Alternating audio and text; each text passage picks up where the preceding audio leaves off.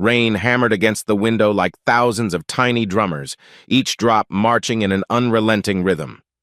Marcus Winslow blinked into the darkness of his bedroom, heart pounding. The alarm clock on his nightstand glowed 1:17 a.m. in neon red.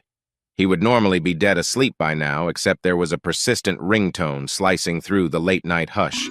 He turned his head toward his wife, Serafina, who fumbled for her phone. Its bluish glow illuminated half her face and revealed an expression he rarely saw: tension. "Hello?" Serafina whispered, her voice constricted. I can't talk right now." Marcus lay perfectly still, feigning sleep as his pulse quickened. Who on earth is calling her at this hour? He listened intently. While the rain outside fell in sheets, each second felt like a countdown to something he couldn't yet name. Shadows flickered on the wall each time lightning crackled in the distance. "I'll call you back," she murmured, and quickly ended the call. She stared at the phone for a moment before placing it face down on the bedside table. Her shoulders shuddered, as if she was trying to shake off the weight of that conversation. Marcus swallowed hard. He might have confronted her right then, but instinct told him to wait like a detective gathering evidence at the scene of a crime. He forced his eyelids shut, cheeks warm with anger and confusion. This could be nothing, or it could be everything. After what felt like an eternity, Serafina exhaled sharply. She tossed and turned, tangling the sheets around her legs. Marcus recognized her anxious breathing. 24 years of marriage had taught him how she reacted under stress. A midnight call from an unknown number? That was new territory. The storm rattled the window again, thunder rolling in like a warning. He listened to her heartbeat steady, but elevated. Meanwhile, his own thoughts spiraled. Is she in trouble at work? Did something happen to a friend? Or is it someone else? Eventually, Serafina slid out of bed. She tiptoed across the room, grabbed her robe, and disappeared into the hallway. Through the dim flicker of lightning, Marcus watched her silhouette vanish around the corner. He couldn't stay still any longer. Quietly, he lifted the covers and set his feet on the floor. His heart drummed in his chest as he crept to the doorway. Beyond it, he saw a faint light from the kitchen. The rest of the house was silent except for the rain. He paused, torn between confronting her and simply observing. When he peeked around the corner, he found her leaning over the sink, sipping water with trembling hands. Her phone rested on the kitchen island. He considered stepping forward. "Serafina, are you okay?" But he held back. Even from a distance, he caught a glimpse of her phone screen lighting up again. She shot it a glance, pressed the power button to silence it, and exhaled in frustration. Marcus felt a stab in his gut. The intense hush that followed seemed louder than any thunder outside. A million questions raced through his mind. He retreated before she could spot him, returning to bed with carefully measured steps. Under the covers, his eyes remained open, fixed on the swirling patterns of darkness until he heard her come back. She slipped into bed with the caution of someone who didn't want to disturb her spouse. But Marcus was already disturbed far more than she could guess. By the time morning arrived, the storm had eased to a cold drizzle. Serafina said little as she brewed coffee and handed Marcus a mug. He offered a soft, "Thanks," noticing how she avoided his gaze. There were faint circles under her eyes, a tightness around her mouth. She looked as if she'd been fighting some internal battle all night. He kissed her cheek out of habit, though it felt strangely forced, like a routine aftertaste. Then she rushed off to her job at Caldwell, Drake & Healy, leaving Marcus with the sour thought, this marriage was supposed to be safe, predictable. Where did that midnight phone call come from? Standing in the doorway as she drove away, Marcus swore he could still hear the echo of that ringtone. He couldn't shake the sense that last night was more than just a random disturbance. It was the first crack in the fortress they had built around themselves, one that might soon splinter into something far larger, far more destructive. And as the rain fell lightly on his shoulders, he realized there was no going back to the untroubled sleep of before. Their 24-year marriage had taken a subtle turn in the dead of night. Something was off. He intended to find out what, no matter the cost. Marcus barely focused on his morning tasks at Blackwood Publishing, where he oversaw new manuscripts and negotiations. At 10 a.m., he was supposed to attend a strategy meeting about a high-profile author's upcoming release. Instead, he spent the entire time replaying the events of the previous night. Serafina's tense whisper, the flicker of light on her worried face. He tried to keep it together in front of his coworkers, but he was distracted enough that his colleague, Sam Breckenridge, shot him a concerned look. "Everything okay, Mark?" Sam asked as they left the meeting room. Sam was a tall guy with an easy grin, but his eyes were sharp. He could sense a shift in Marcus's mood. Marcus forced a half-hearted smile. "Yeah, I'm good. Just some personal stuff." "Right, well, if you need an ear, you know where to find me." Sam patted his shoulder and headed off. Meanwhile, across town, Serafina was struggling to shake off the fatigue from her sleepless night as she strode into Caldwell, Drake, and Healy. The office building towered among the city's gleaming structures, a reflection of the firm's prestige. Serafina took the elevator up to the paralegal department, where stacks of case files and hurried associates created a constant buzz. She placed her purse under her desk, checked her hair in a tiny compact mirror, and tried to steady her nerves. A half-sleepless night had left her face pale, her eyes ringed with faint exhaustion. Just get through the day, she told herself. 1 hour at a time. At 11:30, she was called into a briefing session. Inside the glass-walled conference room, she first noticed Dorian Ashford, a newly arrived attorney from New York. He was leaning back in a chair, flipping through documents with a confident air. His blazer was impeccable, and he wore a slight smirk as though the entire meeting existed for his entertainment. When Serafina sat, Dorian looked up. "Ah, you must be Mrs. Winslow," he said with a clipped yet polished tone. "I've heard we'll be working closely on the Braddock tax litigation. I'm Dorian Ashford." Serafina offered a polite nod. "Yes, I'm overseeing the paralegal team. Pleased to meet you, Mr. Ashford." Their conversation was initially all business deadlines, exhibits, strategies. But somewhere in the shuffle of papers, she felt Dorian's gaze flicker over her a bit too attentively, as if sizing her up. There was no overt flirtation, yet the atmosphere carried a subtle charge. She attributed it to her nerves from last night, brushing it off as overthinking. Still, as the meeting progressed, Serafina realized Dorian had a formidable presence, arrogant maybe, but undeniably smart. And from the corner of the room, Coraline Harridge, the firm's executive assistant, watched silently. Coraline's eyes moved between Dorian and Serafina with a curious gleam, as though she sensed an undercurrent nobody else had noticed. After the session, Dorian lingered. "Serafina, right?" He spoke in a lower voice, stepping closer. "We should schedule a time to go over the research notes. I'd like your input on a couple of angles." She nodded, forcing a professional smile. "Sure thing. Send me an email with your availability." His smirk widened. "Emails are so impersonal. Why don't we just pick a time right now?" Something in his tone made her stomach tighten. He stood within her personal space, polite but confident in a way that felt vaguely intrusive. She cleared her throat. "All right. How about tomorrow afternoon? Around 2? "Perfect," he replied, then brushed past her with an air of unspoken curiosity. Across the office, Coraline was restacking folders. She caught Serafina's eye, raising a knowing brow as if to say, "Be careful, dear." Serafina gave a tight smile in return, ignoring the small flicker of unease in her chest. Back at Blackwood Publishing, Marcus found himself checking his phone more often than usual, half hoping to see a text from Serafina explaining last night's drama. But no messages came. A little after lunch, he dialed her number ostensibly to ask about dinner plans. The call went straight to voicemail. "Hey, it's me. Just checking in anyway. Call when you can. Love you." He set the phone down, exhaling slowly. He recalled the softness of her voice at 1 a.m., how different it sounded from the easy tone she used with him. Something was definitely off. He just didn't know how deep the fracture ran. Later that evening, Marcus tried to shove his suspicions aside and go about a normal routine, responding to work emails, tidying up the living room, feeding the cat. Around 7, he heard Serafina's car pull into the driveway.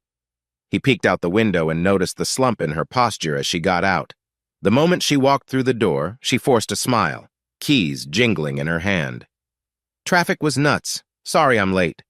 She set her bag on the kitchen counter and rummaged the fridge. "I was thinking pasta tonight?" Marcus studied her face. Under the warm overhead light, she wore that same exhausted expression from this morning, but she appeared determined to cover it up with cheerful efficiency. Sounds good, he answered. You okay? She hesitated. Just a long day at the firm. We have a massive caseload. It's draining. He nodded slowly. Understood. Anything unusual happened last night? The question slipped out before he could stop himself. Her eyes darted up, panic flashing briefly, then smoothing into calm. No, I was just up thinking about deadlines. Must have drifted off at some point. She was lying, he knew that. But she was also wearing the face of someone trying to keep a fragile situation from imploding. So he let it drop. For now. Dinner became a quiet affair. The spaghetti with marinara sauce smelled wonderful, but the tension beneath the surface dulled their appetites. They made small talk about the day. Marcus mentioned a new manuscript from a talented novelist. Serafina recounted a semi-funny anecdote about her coworker struggling with the printer. Both spoke with a forced cheer that only highlighted the growing distance between them. After the plates were cleared, Serafina spontaneously offered, "Why don't we watch that new detective series tonight? You've been wanting to see it, right?" Marcus blinked. It wasn't like her to initiate movie nights anymore. Lately, she'd been so preoccupied with her own schedule. Still, he shrugged. Sure, let's do it.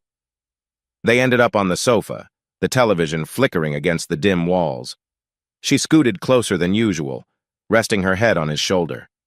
For a moment, he allowed himself to hope that maybe, just maybe, this was just a rough patch. Her hair smelled of lavender shampoo, and he recalled how safe he used to feel with her.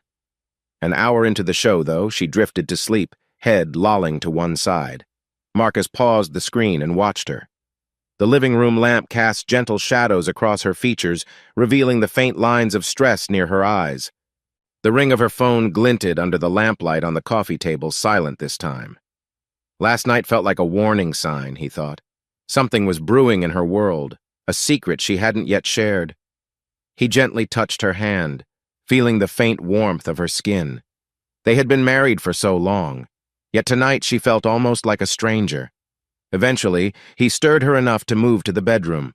She mumbled something about an early meeting and quickly sank back into pillows. Marcus lingered in the doorway, a churn of emotions in his chest. He wanted to believe her. Maybe it was just work stress, but his instincts wouldn't quit.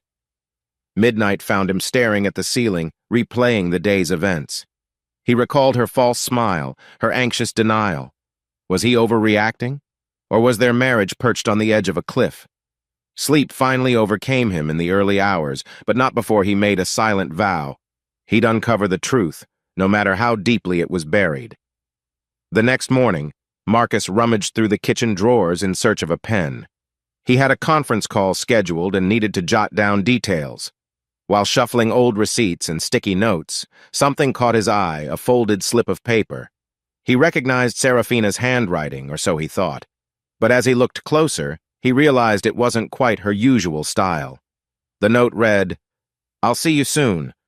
The letters were slightly bolder, angled differently. A sense of unease slithered across his skin. "Marcus?" He jumped at the sound of her voice. She stood in the doorway, hair pinned up, looking slightly guilty, like she'd just caught him snooping. Hey," he said, shoving the note aside. "Just searching for a pen." Serafina walked over, glanced at the mess of papers, and quickly scooped them into a pile. "I'll clean this up. You'll be late, right?" She tried to sound casual, but her eyes flicked over the note. For an instant, her face went pale. He didn't confront her about it, but the tension simmered in the air. He managed a stiff nod. "Yeah, I should go. Conference call at 9. A few hours later, on the other side of town, Serafina gathered case files for Dorian Ashford. He'd requested a brief one-on-one meeting to clarify some upcoming motions. She felt an odd mix of anticipation and dread as she approached the small, glass-walled side office he had claimed. "Good morning," he greeted, swirling a mug of coffee. "I was just looking over your notes. They're impressive, very thorough." "Thank you," she said, placing the folders on his desk. "Let me know what else you need." He leaned back, letting his gaze linger on her a moment too long. "You seem tired. Rough night?" Her heart lurched. "Just busy," she said curtly. He smirked. "Well, If you need a break. Letting the unfinished suggestion hang, he flipped through the pages. Ah, yes, this is good. The cross-examination angles are sharp. You have a real talent for unraveling complex data, Serafina. She forced a polite smile, backing toward the door. I appreciate that. Then, remembering her manners, she added, I'll be around if you need more help. She left, uneasy. Something about his demeanor hinted he was testing boundaries, a calm predator in a tailored suit. And though she hated to admit it, part of her found the attention exhilarating, a dangerous escape from the comfortable but stagnant routine at home. Meanwhile, Marcus was finishing his conference call, mind drifting back to the suspicious note. The words, I'll see you soon, repeated in his head. For all he knew, it could relate to a coworker, a neighbor, maybe even a relative. But his gut told him otherwise. He recalled the silent phone call at 1 a.m., the unfamiliar tension in Serafina's eyes, the forced cheerfulness at dinner. All signs pointed in the same unsettling direction. He had to investigate, though the idea of prying into her private messages or confronting her directly made his stomach twist with guilt. That evening, he tried to distract himself by finalizing a draft contract for an upcoming author tour. But by 9 o'clock, he found himself scanning Serafina's phone on the coffee table. The screen was dark, locked behind her passcode. With a resigned sigh, he turned away. She eventually came home, stifling a yawn as she greeted him.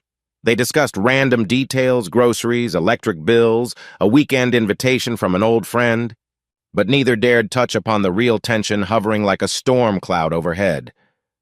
When she drifted off to bed, Marcus lingered in the living room. He pulled out his own phone and scrolled to see if he had that unknown number somewhere in his call logs. No luck. But then, he remembered the note's scrawl. Maybe it matched a text or email she'd once shown him. He pressed his palm to his forehead in frustration. This was Madness' secret notes, late-night calls. He suddenly felt like a spy in his own house. As midnight approached, he stepped outside for air. The sky was clear tonight, the moon pale against the city glow. Where last night's rain hammered the roof, now there was just an unsettling stillness. He could almost feel his marriage teetering on the edge of some invisible line, like they were balancing on a tightrope without a safety net. What he didn't know was that at Caldwell, Drake and Healy, a new current had begun to swirl around Serafina. Coraline had noticed the subtle looks between her and Dorian. So had a few other quiet observers. But none of them spoke yet, waiting to see whether this was just an office rumor in the making or something far more potent. Marcus closed his eyes under the moonlight, inhaling the cool night air. Tomorrow, he told himself, he might just find out how deep this crack truly went. And if he didn't, he'd dig deeper until he discovered the truth no matter how much it hurt. The clock in Serafina's office read 9:15 p.m., but the entire floor of Caldwell, Drake, and Healy felt closer to midnight. Fluorescent lights buzzed softly, casting a pale glow across the endless rows of desks and filing cabinets. Most employees had gone home, leaving only a faint hum of the air conditioning and the occasional squeak of a rolling chair to break the silence. Serafina took a breath, rubbed her tired eyes, and continued flipping through the thick binder of court documents. Her team had spent days compiling research, only to uncover more complexities in the upcoming tax litigation. Tonight, however, she was the only paralegal left. Everyone else had clocked out hours ago. She couldn't ignore the knot in her stomach. Marcus's suspicions had been growing ever since that strange phone call. Although she'd tried to reassure him it was merely an urgent work matter, he seemed unconvinced. And if she was honest with herself, she felt uneasy too, as if their marriage was a fragile balloon on the verge of popping. Suddenly, Dorian Ashford appeared at the threshold of her cubicle, wearing a slim-fitting charcoal suit despite the late hour. He had this effortless confidence about him, the kind that radiated from his posture and the slow grin spreading across his face. "I figured you'd still be here," he said, voice low. "We need to finalize the summary for tomorrow's briefing." "Mind if we use the conference room?" Serafina tried to steady her pulse. "Sure, let's get it done." She shut her binder, stood, and followed him down the hallway, her heels echoing against the polished floor. The fifth-floor conference room overlooked the city's glowing skyline. Rain had started to drizzle against the window panes, just enough to blur the neon lights outside. Dorian set down his leather folder, flipped it open, and retrieved a stack of notes. "All right," he announced, scanning the pages. "I've gone through your research. Excellent work, by the way. You have a knack for spotting loopholes." She blushed slightly.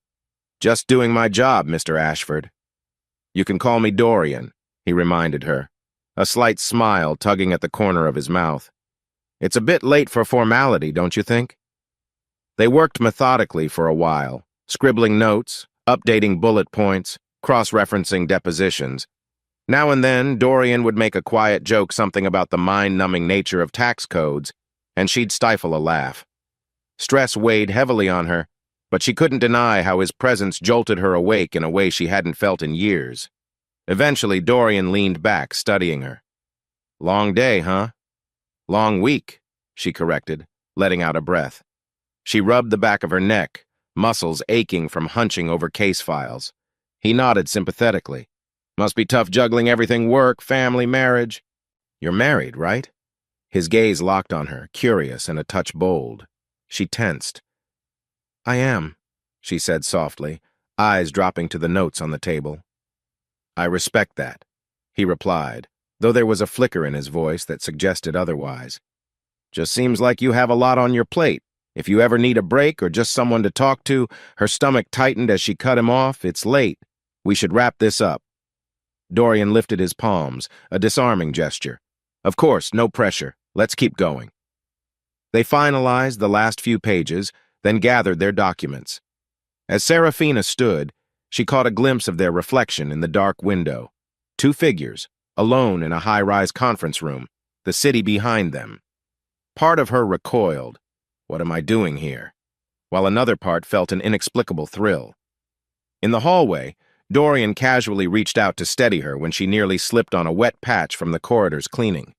His hand grazed her forearm, sending a quick electric jolt through her senses. Her cheeks flushed. "Be careful," he said in a tone that seemed to hint at more than just a slippery floor. Without another word, she jerked her arm free and headed back to her desk. She stuffed her binder into her bag, heart hammering. This is wrong, she thought, but it also felt dangerously captivating. She couldn't afford to let things get complicated, not with Marcus already so wary. Within minutes, she was in her car, driving through the misty streets. Her phone chimed with a text. She checked it at a red light. "Thanks for the great work tonight. Hope you get some rest." The sender was Dorian, accompanied by a simple winking emoji. She swallowed hard, ignoring the flutter in her stomach. Deep down, Serafina knew this wasn't just about documents or deadlines anymore. Something was shifting within her. Maybe it had been for a long time, and Dorian's attention shone like a neon sign pointing toward unexplored roads. But at what cost? As she pulled into her driveway, she saw the silhouette of Marcus through the living room curtain, pacing.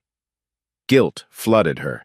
She wasn't doing anything technically wrong, but she sensed that the mere notion of temptation had begun its slow creep into her life. She parked, cut the engine, and checked her reflection in the rearview mirror.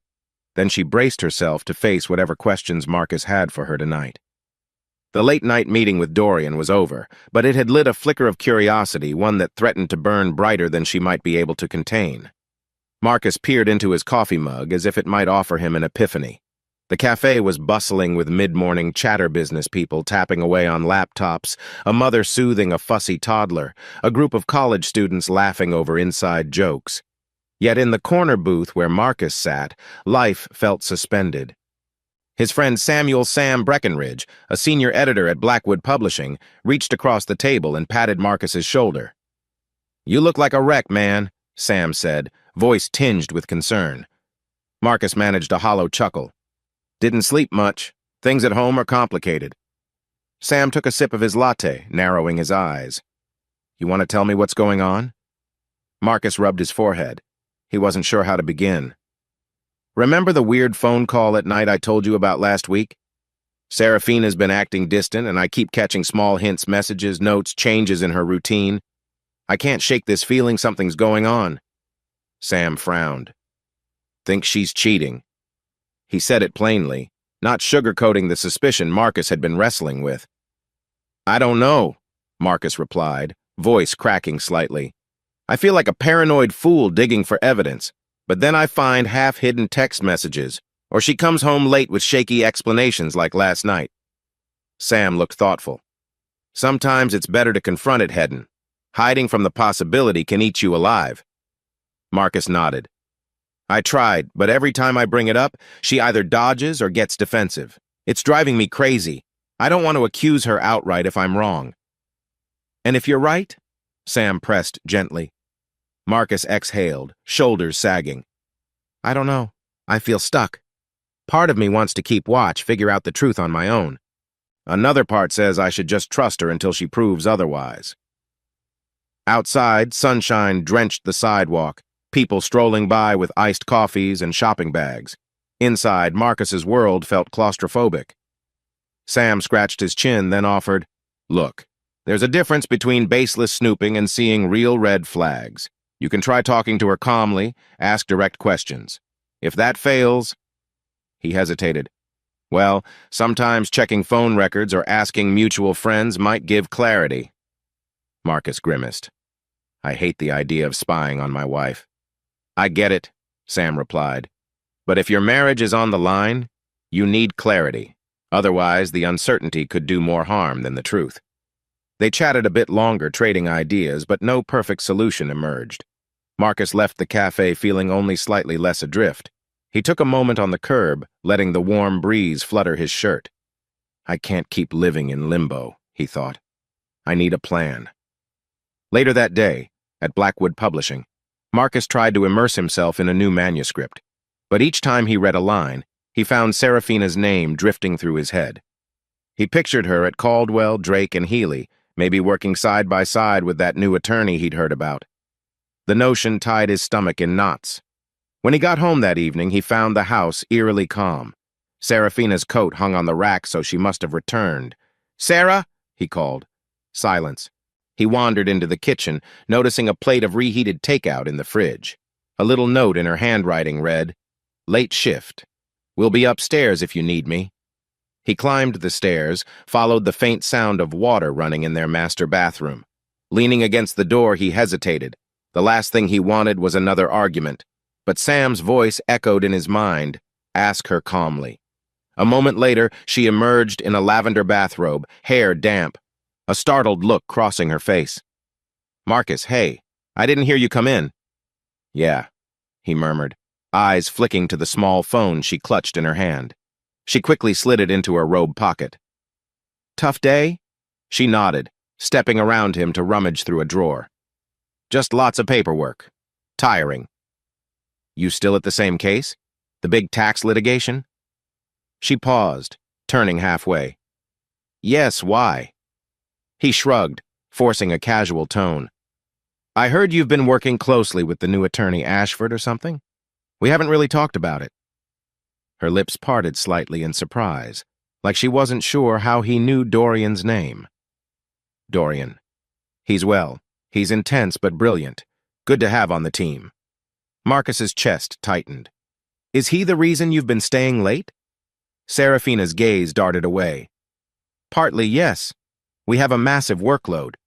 She paused, then added, You don't trust me, do you? He inhaled shakily. I want to, but help me understand. There have been odd messages, late-night phone calls, and you seem so distant lately. If it's all just work pressure, tell me. I need to know. She lowered her eyes, tension rippling across her posture. For a moment, he expected her to spill everything, her stress, her confusion, maybe even her curiosity about Dorian. But she merely said, Marcus, I'm exhausted. Can we talk tomorrow? I promise we'll figure this out. He examined her face in the soft lamplight. The fatigue looked real, but so did the guarded flicker in her eyes. Finally, he nodded. All right, tomorrow. She slipped past him, heading for the bedroom. He followed, heart still heavy. Another day, another half-answer. As he sank onto the bed, he thought about Sam's advice. How far am I willing to go to uncover the truth, he wondered, staring at the ceiling. Because the uneasy tension between them showed no sign of fading on its own. Mid-morning sunlight poured through the tall windows of Caldwell, Drake, and Healy's lobby, glinting off polished marble floors and potted palms. Serafina hurried across the reception area, balancing a stack of case files and her half-finished latte. She felt behind schedule. She'd promised Marcus a real conversation today, but the morning had spiraled into chaos with urgent calls and last-minute paperwork. As she wove through the corridors, she nearly collided with Coraline Harridge, the firm's executive assistant. Coraline, elegant in a navy blue blazer, caught Serafina's arm gently. "Steady there," she said, giving a soft laugh. "You look like you're racing a deadline." "Sorry," Serafina gasped, cheeks flushing. "Things have been so busy." Coraline glanced at the files. "Headed to see Dorian?" Serafina nodded, ignoring the little jolt in her stomach at his name. "He wants these briefs before the meeting at noon." Coraline's gaze was kind yet piercing, like she saw more than Serafina preferred to reveal. "He's a talented attorney," Coraline said slowly, "though a bit too self-assured for his own good, if you ask me. Are you managing okay with everything?"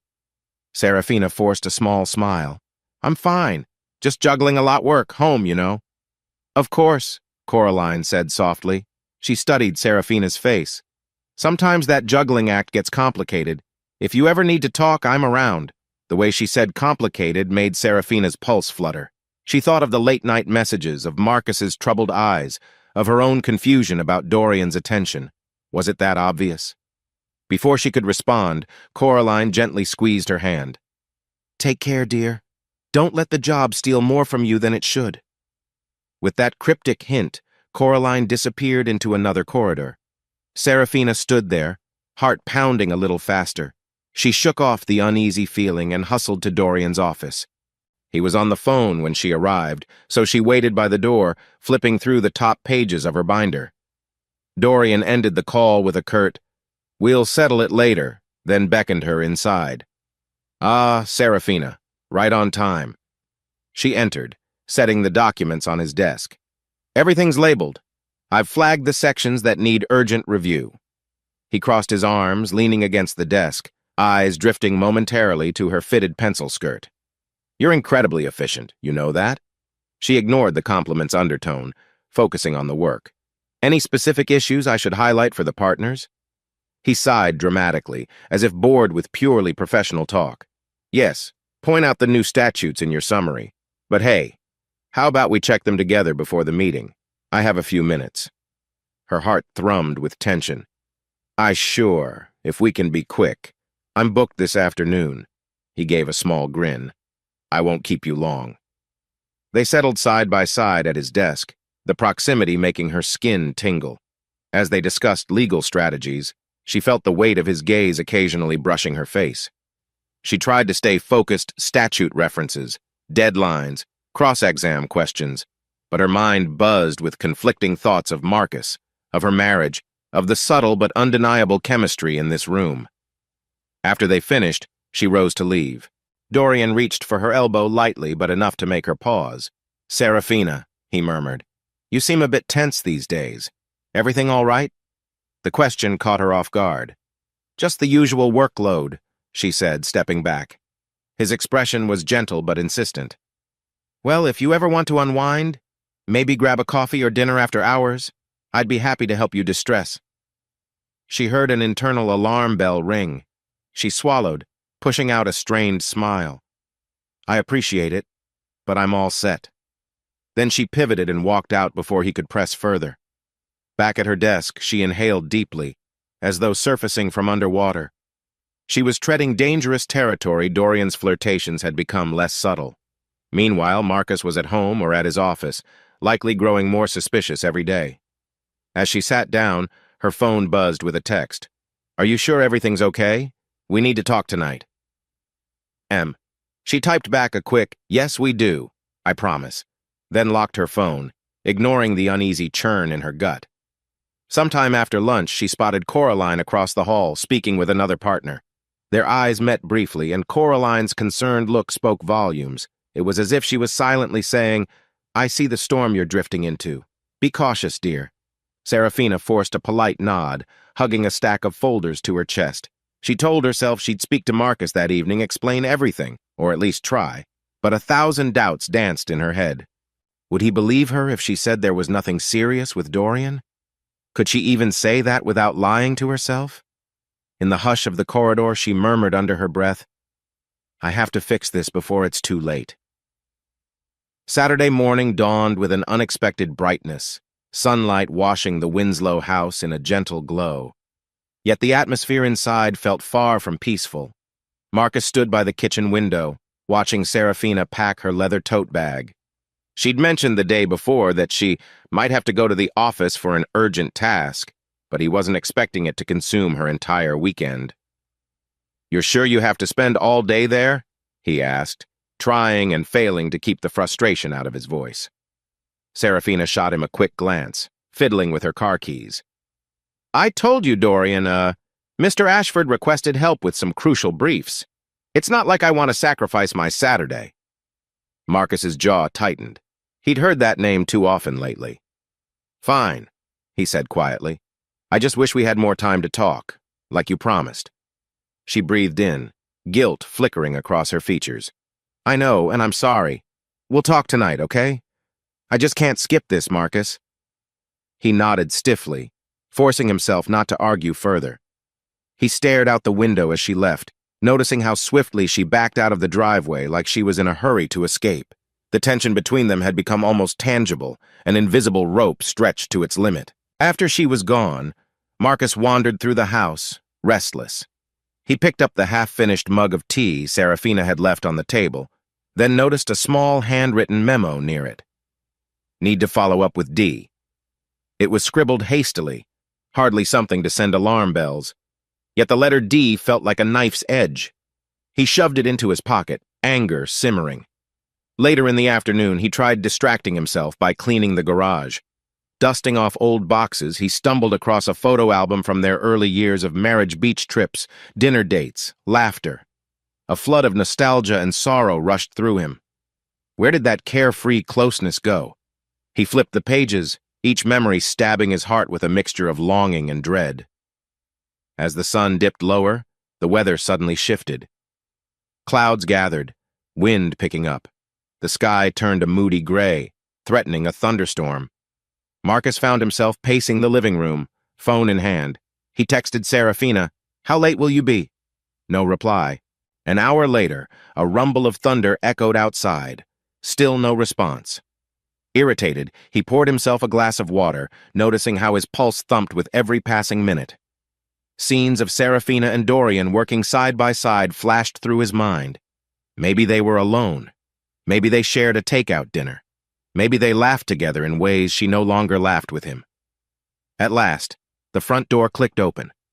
Serafina stepped in, hair slightly damp from the drizzle. Raindrops clung to her jacket. She looked exhausted but also on edge, bracing for confrontation. Marcus set down his glass. "How was the office?" she exhaled. "Draining. We got a lot done, though." She shrugged off her jacket, avoiding eye contact. He let silence hang a moment, tension thrumming like an electric current. Then he said, "Who wrote this?" He held up the scrawled memo she'd left near her tea. Her eyes flicked to it. "That's mine," she answered hesitantly. "I needed to remind myself to follow up on a detail for the case." He raised a brow. "With D. Dorian?" She tensed. "Yes. Marcus, this is not what you think." "Then what is it?" he demanded, voice rising. "Because from where I stand, everything revolves around your new coworker, and you keep shutting me out." Her frustration flared. "I'm not shutting you out on purpose. This case is huge, and Dorian's leading the charge. I can't just ignore his requests." "That's the excuse," he shot back. "But what about the phone calls at night, the text messages you hide, the rushed explanations every time I ask questions?" Lightning flashed through the window and thunder boomed, as if mirroring the storm in their living room. Serafina planted her hands on the kitchen counter, eyes brimming with anger and perhaps a trace of tears. "Stop prying into my phone. You think I'm having some affair? You don't understand the pressure at work." Marcus's temper ignited. "Then help me understand, because right now, all I see is my wife spending countless hours with a man I've never met, while she barely looks me in the eye anymore." Serafina clenched her jaw, chest rising and falling. You have no idea how stressful this job can be, especially with Dorian pushing deadlines. I'm sorry if it's affecting us, but you're not making it easier by acting like a suspicious cop." They stood there, locked in a fierce gaze. The wind howled outside, rain pounding the windows. Finally, Serafina broke the silence with a trembling sigh. I'm done arguing tonight. I can't deal with this." She turned away, heading toward the stairs. He noticed a small slip of paper tumbling from her jacket pocket onto the floor. Bending down, he picked it up. The words, "See you soon," were written in a handwriting that didn't quite look like hers. A shot of dread coursed through him. "Serafina," he said, voice low, "what is this?" She froze on the staircase, guilt and fear flickering over her expression. "Marcus, just give me that." He didn't move. The tension was so thick it felt like the air had been sucked out of the room. "Tell me," he demanded, though his heart already felt the blow. "Who wrote it?" She swallowed hard, unable to form an answer. Thunder rattled the windows, and in that flash of lightning, Marcus knew they'd just hit another turning point. The cracks in their marriage weren't just small fissures anymore. They were gaping, threatening to swallow them whole. As she slowly turned and disappeared upstairs, Marcus remained rooted to the spot, the slip of paper clenched in his fist. Outside, the storm raged. Inside, a silent battle brewed, and neither of them seemed sure how to call a truce. Serafina set down her empty coffee mug on a quiet desk, the distant hum of printers and low conversations echoing in the nearly deserted office. The clock on the wall read 9:45 p.m., and Caldwell, Drake, and Healy's corridors had that late-night hush like the building was holding its breath. All week she'd tried to keep a professional distance from Dorian Ashford, but the hectic workload on the Braddock tax case pulled them together again and again. Now, she found herself in a small side office, sorting through yet another stack of documents with him. The scent of lemon disinfectant and stale coffee hung in the air. Dorian tapped his pen lightly against the desk. "We need to finalize these statements before tomorrow's briefing," he said, scanning one of the printouts. Even at this late hour, he wore a crisp white shirt, sleeves rolled halfway, revealing lean forearms and a watch that looked far too expensive. Serafina nodded, pushing aside the tingle in her stomach. "Yes, these depositions have to be bulletproof. Let's check the cross-reference one last time." She tried to focus on the typed words, but her mind kept flashing back to the tension at home, Marcus's cold gaze, his unspoken questions. She could almost hear him asking, "Why are you so late again?" A beep from her phone interrupted her thoughts. She glanced at the screen, a text from Marcus. "Heading to bed. Talk tomorrow, please." She exhaled, guilt prickling her skin. "You okay?" Dorian's voice was soft but insistent, pulling her back to the moment. She slipped the phone into her blazer pocket. "Just tired," she murmured. "Long day." He studied her with an intensity that made her pulse flutter. "Sometimes," he said quietly, "it feels like you're carrying a mountain on your shoulders. You know you can tell me if something's bothering you." She forced a polite smile. "I'm fine, really. Let's keep moving." For another 20 minutes, they discussed specific statutes, motions, presentation slides. Outside, the city lights glittered through the glass window and a mild breeze rustled the blinds. Finally, Dorian closed the folder with a satisfied sigh. "That's everything. We're officially done for the night." Relief washed over her. She started to gather her notes when Dorian took a step closer, close enough that she felt the warmth of his presence. "You've done a stellar job," he said, voice dropping a notch. "But you look exhausted." Her heart thudded. This is not appropriate, she thought. But an odd rush of adrenaline coursed through her. A swirl of conflicting emotions, Marcus, the phone calls, the silent arguments bubbled inside her. She found her guard slipping. "Maybe I am exhausted," she admitted, looking up at him. "It hasn't been easy." He reached out, almost reflexively, and brushed a stray strand of hair from her cheek. The gesture was gentle, intimate. Her pulse hammered, and she realized how dangerously close he was. Every instinct told her to back away, to maintain the boundary of a married woman. Yet, for one perilous second, she let him stay there, fingertips grazing her skin. "Serafina," he murmured. She could smell the faint cologne on his shirt, a mix of cedar and spice. Memories of her once passionate youth rushed back, the thrill of being wanted, that electric spark she and Marcus seemed to have lost over the years. Her heart pounded. "Dorian, this we shouldn't." He leaned in, close enough that she felt his breath. Her mind spun. A part of her wanted to experience that forbidden taste, to escape the mundane ache of her day-to-day life. At the last moment, she turned her face aside, stepping back so abruptly she nearly bumped the desk. I have to go," she stammered, cheeks burning. She snatched her purse and documents, pulse roaring in her ears. Dorian's expression flickered with disappointment, but he kept a calm facade. "Yeah, sure," he said softly, raising his hands in a surrendering gesture. "Get some rest." She walked out of the office on shaky legs, heart hammering. The elevator ride down felt like an eternity. By the time she reached her car, she was breathing heavily, mind a whirlwind of guilt, excitement, and dread. "What am I doing?" she repeated in her head. "I'm a married woman." Yet the spark she felt was undeniable. As she drove home under the flicker of streetlights, she couldn't shake the image of Dorian's eyes, the warmth of his near embrace. She thought of Marcus, probably asleep by now, waiting for an explanation she still couldn't articulate. One realization kept echoing through her mind. She was teetering on an edge, and her heart had no idea which way it wanted to fall. A week passed. Late October sunshine filtered into the Winslow kitchen, highlighting specks of dust dancing in the air. Marcus glanced around with a mix of amazement and suspicion. Serafina had prepared a full breakfast: scrambled eggs, fresh fruit, and even homemade biscuits.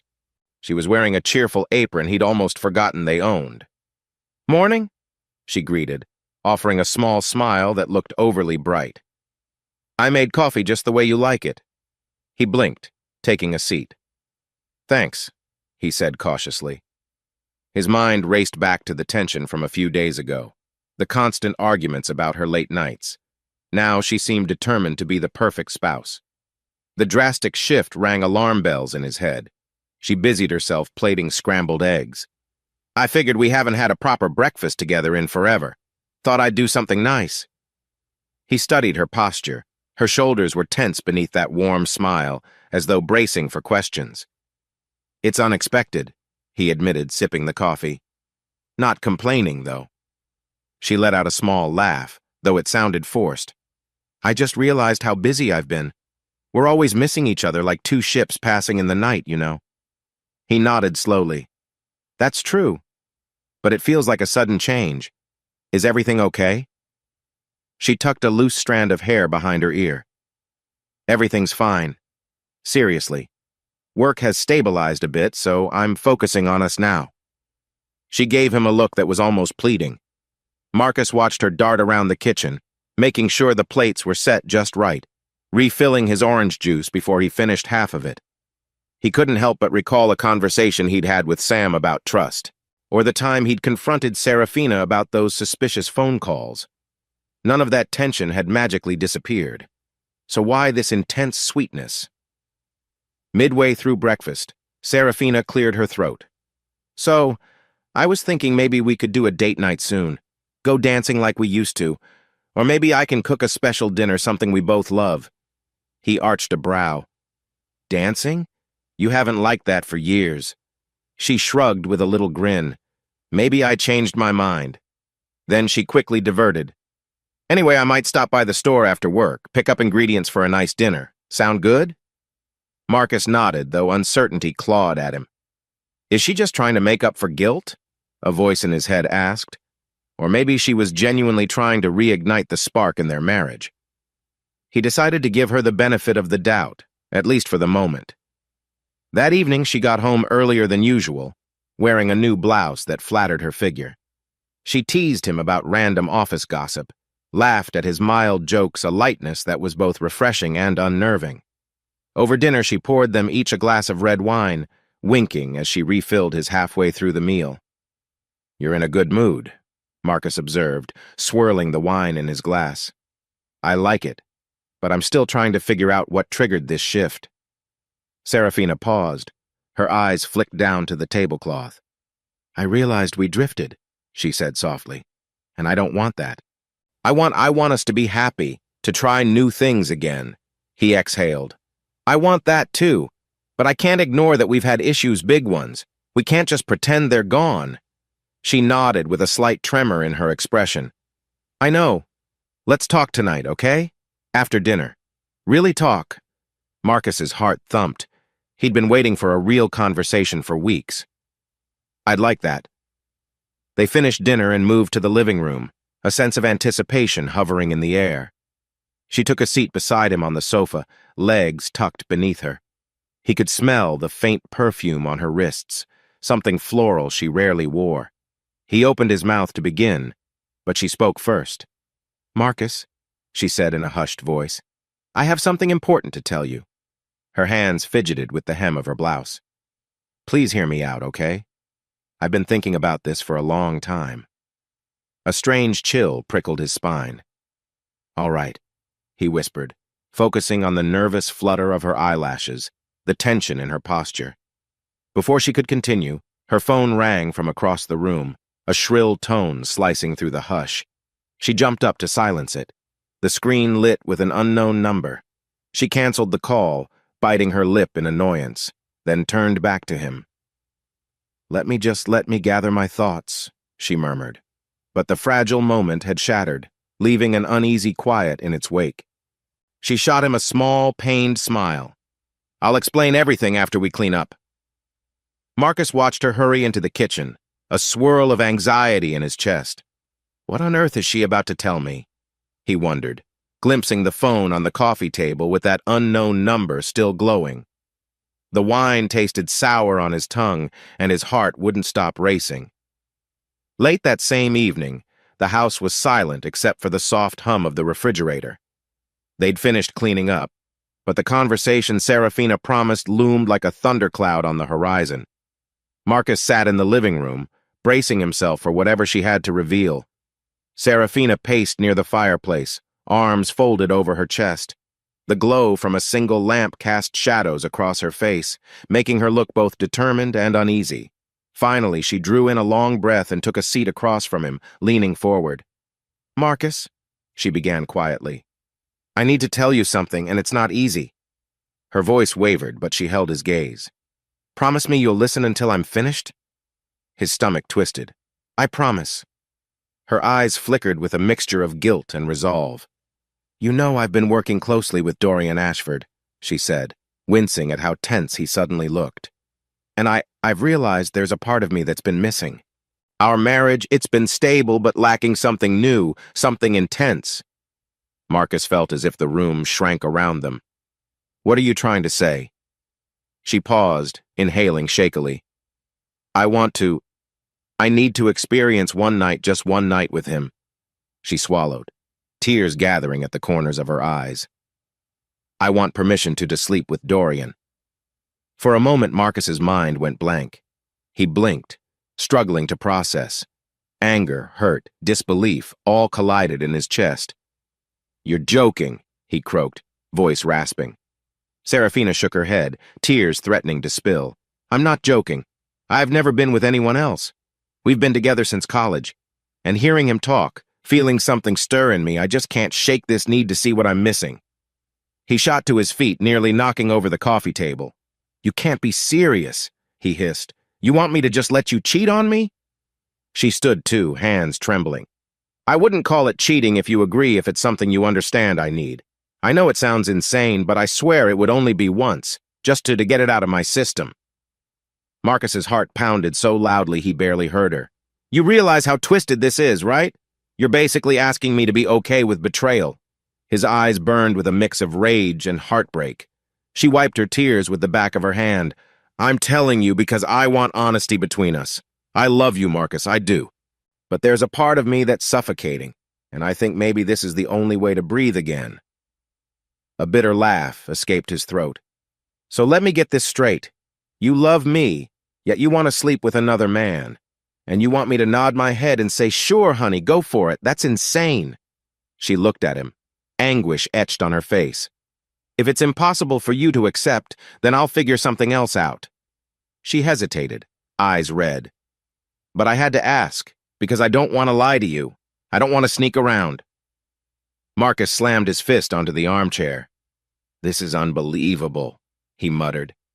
You think you can keep our marriage intact after something like that? How do you think I'll ever look at you the same? She sobbed softly, stepping toward him, but he recoiled. Please, Marcus, she whispered. Don't hate me. I don't know how to handle these feelings anymore. Hatred wasn't what he felt, it was heartbreak, a searing pain in his chest that threatened to consume him. He stared at the woman he'd loved for over 2 decades, struggling to recognize her. The silence stretched, heavy and suffocating, until he finally snarled, I can't deal with this. Not right now. He pushed past her, storming into the hallway. She called after him, voice cracking, Marcus, wait! But he kept going, retreating to the spare bedroom. The door slammed shut behind him. He rested his forehead against the wood, breathing raggedly. In the living room, Serafina collapsed onto the sofa, tears spilling over. She hated herself for this, hated how she was hurting the man she cared about more than anyone in the world. But the decision had been eating her alive, and she couldn't go on pretending. Minutes ticked by in a painful stillness. Finally, Marcus pressed his eyes shut, a tear escaping down his cheek. This was no ordinary marital spat. It was a crisis that threatened their very foundation. He didn't return to her that night. She listened for his footsteps, waiting in the living room with a hollow ache in her chest. But all she heard was her own quiet sobbing, echoing in a house that felt colder than ever. Morning dawned with a gray sky, matching the mood inside the Winslow home.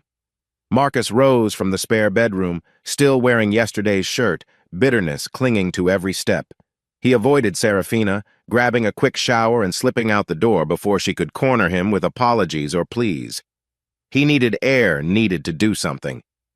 He found himself driving aimlessly until his car ended up near Caldwell, Drake, and Healy. A wild impulse told him to confront someone, Lawrence Caldwell, perhaps, or even Dorian himself. The thought ignited a spark of anger. How dare this Dorian ruin everything? He marched into the imposing lobby, ignoring the curious glances from the receptionist. When asked if he had an appointment, he shook his head, breath ragged. I need to see Mr. Caldwell. It's urgent. The receptionist stammered something about scheduling, but he barely registered it. Storming toward the elevator bank, he jammed the up button. His heart hammered with adrenaline, fury fueling each motion. If Caldwell sees what's happening under his nose, maybe he'll put a stop to this entire fiasco, Marcus reasoned. Just as the elevator doors opened, a hand touched his arm.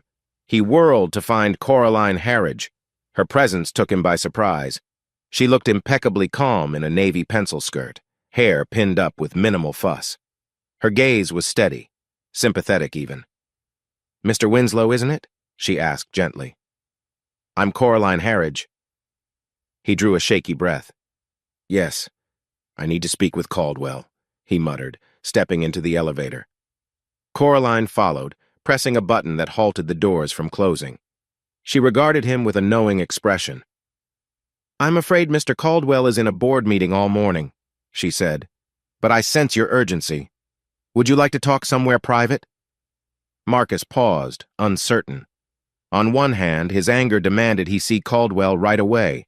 On the other hand, the woman before him had a composed aura that felt oddly comforting. Fine, he said at last. Somewhere quiet. She guided him to a small alcove near the coffee station on the mezzanine level, a bright, modern space with plush chairs and a panoramic window overlooking the city. Once seated, Coraline folded her hands in her lap and offered a calm smile. I know this is unusual, but I also know you're here about Serafina and presumably Dorian. Marcus's jaw clenched. So you do know. He leaned forward, fists tight. Did she tell you everything? Coraline shook her head. Not exactly, but I've worked here long enough to observe certain dynamics. Dorian's approach to women is well known. Serafina's a brilliant paralegal, but I could see the growing tension like a moth drawn to a dangerous flame. He swallowed, bitterness flaring. I was thinking of telling Caldwell. Let him know how one of his attorneys is messing around with my wife. Coraline exhaled softly. Mr. Caldwell might take action, or he might not. Ultimately, this is about you and Serafina. Filing a complaint with the partners may not solve what's broken between you two. Marcus slumped in the chair, hands covering his face. She wants to spend the night with him, he choked out, voice trembling. She asked for my permission, like it's some kind of casual arrangement. Coraline gave him a sympathetic look. I'm sorry, Mr. Winslow. That must have hurt terribly. He stared out the window, tears threatening. Hurt? I feel like my world just came crashing down. I came here to fix it somehow, but I don't even know what that looks like. Coraline reached out, gently placing a hand on his arm. Listen, I've seen workplace entanglements before. They often burn bright and burn out fast, but the collateral damage can be severe. She hesitated, then added, It doesn't have to destroy you, though. Marcus inhaled sharply, remembering Serafina's devastated expression last night. He recalled how she insisted she still loved him. I don't want to lose her, he admitted in a whisper, but I can't let her just do this. It would tear me apart. Coraline gave a thin, understanding smile. Sometimes you have to show someone the consequences of their choices without forcibly stopping them. In other words, give her a choice, but don't become the loser by default. He blinked, not fully grasping. How am I supposed to do that? She tilted her head, thoughtful. I can't decide for you, Mr. Winslow, but if Serafina is so set on this arrangement, let her see what that truly means. Make it clear that you won't be quietly waiting at home, accepting the role of a bystander. A deep sense of conflict churned in his chest. Part of him wanted to forbid her from seeing Dorian, to lay down an ultimatum, choose me or him. Another part recognized that might push her away entirely. He needed a plan, some middle ground to regain control of his life. He rose from the chair, rubbing the back of his neck. I'm not sure how to handle all this, he said, but I appreciate your honesty. Coraline stood as well, her posture poised. I'm not taking sides, just offering perspective. Sometimes, in matters of the heart, a direct confrontation isn't as powerful as a strategic choice. Marcus nodded slowly, her words circling in his mind. I'll think about it. She gave him a sympathetic smile. Take care, Mr. Winslow, and good luck. He walked out of Caldwell, Drake, and Healy feeling a storm of emotions, rage, betrayal, heartbreak, but also a flicker of resolve. As he reached his car, he lingered with the key in the lock, letting out a shaky breath. Coraline's advice rang in his ears. Give her a choice, but don't become the loser. What the hell does that even mean? He thought, sliding into the driver's seat. Yet he sensed she was right. For once, he might have to let Serafina see the consequences firsthand if that was the only way to snap her out of this. With the engine humming, he stared at the road ahead.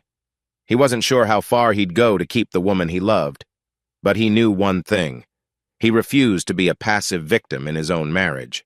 One way or another, he'd fight for what was his, even if that meant letting go, just enough to show Serafina that every choice comes at a price. Bright Saturday sunlight streamed through the bedroom curtains, illuminating every speck of dust in the Winslow home. Serafina was already awake, eyes fixed on the ceiling. Today was the day her arrangement with Dorian Ashford was set for tonight. Her heart pounded each time she replayed the conversation with Marcus, who had shockingly said he wouldn't stand in her way. She couldn't decide if that made things easier or far more painful. Downstairs, she found Marcus in the kitchen finishing his coffee. He barely looked at her. A palpable chill clouded the air. Morning, she said, voice subdued. He gave a curt nod. Got plans for the day? She swallowed. Yes, I'm going to the spa later. Then, I'll be heading out. Marcus set his mug down with a hollow thud. Right, he muttered. It was obvious he didn't want more details. I'll be busy, too. She glanced at him. Busy? He shrugged, a guarded flicker in his eyes. I'm having a guest over tonight. Serafina felt a rush of confusion and unease. A guest? Who? But she didn't dare ask. Instead, she mumbled a tight, I see, and walked away before anxiety made her say something rash. By noon, she was at Haven Springs Spa, an upscale haven known for soothing music and cucumber water. The aroma of lavender and eucalyptus drifted through the serene lobby. A friendly receptionist named Amy guided her to a private room for a massage and facial. Serafina tried to let the ambient music relax her, but her mind kept spinning. She recalled the times she and Marcus had come here together for couples treatments, how they'd laugh and hold hands afterward, feeling blissfully close. Now, she was alone, preparing for a night that felt more like a cliff dive than a pampering session. After an hour, she emerged with glowing skin but a conflicted heart. She took a shaky breath, checking her phone. A text from Dorian read, "Dinner reservations confirmed for 7 p.m. See you soon." She locked the screen, stomach twisting. Part of her wanted to call everything off. Another part insisted she had to go through with it. She'd come this far. Back home, she carefully selected a form-fitting black dress from her closet. It was more revealing than anything she'd worn in years. Her reflection in the mirror felt like someone else. Hair styled in loose waves, lips painted a deep red. She recalled the shy college student Marcus had fallen in love with decades ago. Now she looked like a woman on a mission, yet she didn't feel powerful. She felt hollow. Downstairs, Marcus was vacuuming the living room. The noise roared in her ears as she descended, overnight bag in hand. He switched off the vacuum and glanced at her attire with a storm of emotions flickering across his face, anger, hurt, and maybe even a grim admiration. Then he turned away. On the coffee table sat 2 wine glasses and a chilled bottle of Chardonnay, along with a neat bouquet of fresh lilies. So he really does have someone coming over, she thought bitterly. She cleared her throat. "I'll be leaving soon." Marcus nodded, not meeting her gaze. "Enjoy your evening," he said, his tone dripping with irony. Then he forced a tight smile that didn't reach his eyes. "I know I will." Her chest constricted. She nearly begged him to stop her, to say don't do this, but he didn't. Instead, he walked into the kitchen to fiddle with some pots and pans, the sound of metal clanking covering whatever heartbreak lay beneath. Clutching her car keys, Serafina stepped out into the crisp autumn air. Each leaf that crunched underfoot felt like a warning sign. She slid behind the wheel, staring at the steering wheel for a full minute before starting the engine. This is madness, she thought. But the engine purred, and she drove off, adrenaline coursing through her veins. Back in the living room, Marcus turned off the stove and wiped his hands on a dish towel. He stared at the front door Serafina had just closed behind her. A swirl of anger, betrayal, and grim determination churned inside him. With a steadying breath, he pulled out his phone and texted Coraline Harridge. "Everything's set. See you at 7.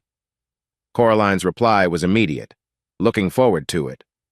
He shut his eyes for a moment, remembering her calm advice about giving Serafina a choice without being a victim. He wasn't sure if this counter-invitation was about revenge or preserving his dignity, maybe both. All he knew was that he refused to sit around while his wife entertained another man. An hour later, he finished dressing in a tailored shirt and slacks. The kitchen smelled of rosemary and garlic from the roast he'd prepared. Soft jazz played on the stereo, blending with the sinking sun's golden rays through the windows. Everything was meticulously arranged, yet his stomach churned with nerves. Marcus crossed the living room to double-check the table setting. 2 plates, flickering candles, fresh flowers.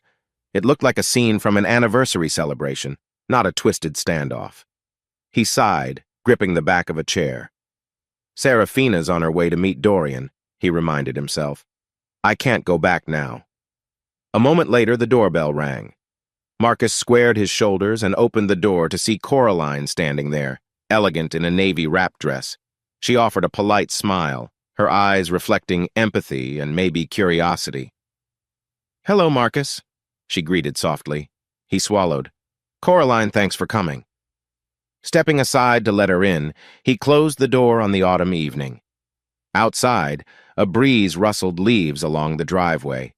Inside, the air crackled with unresolved tension and the faint possibility of something neither of them could fully predict.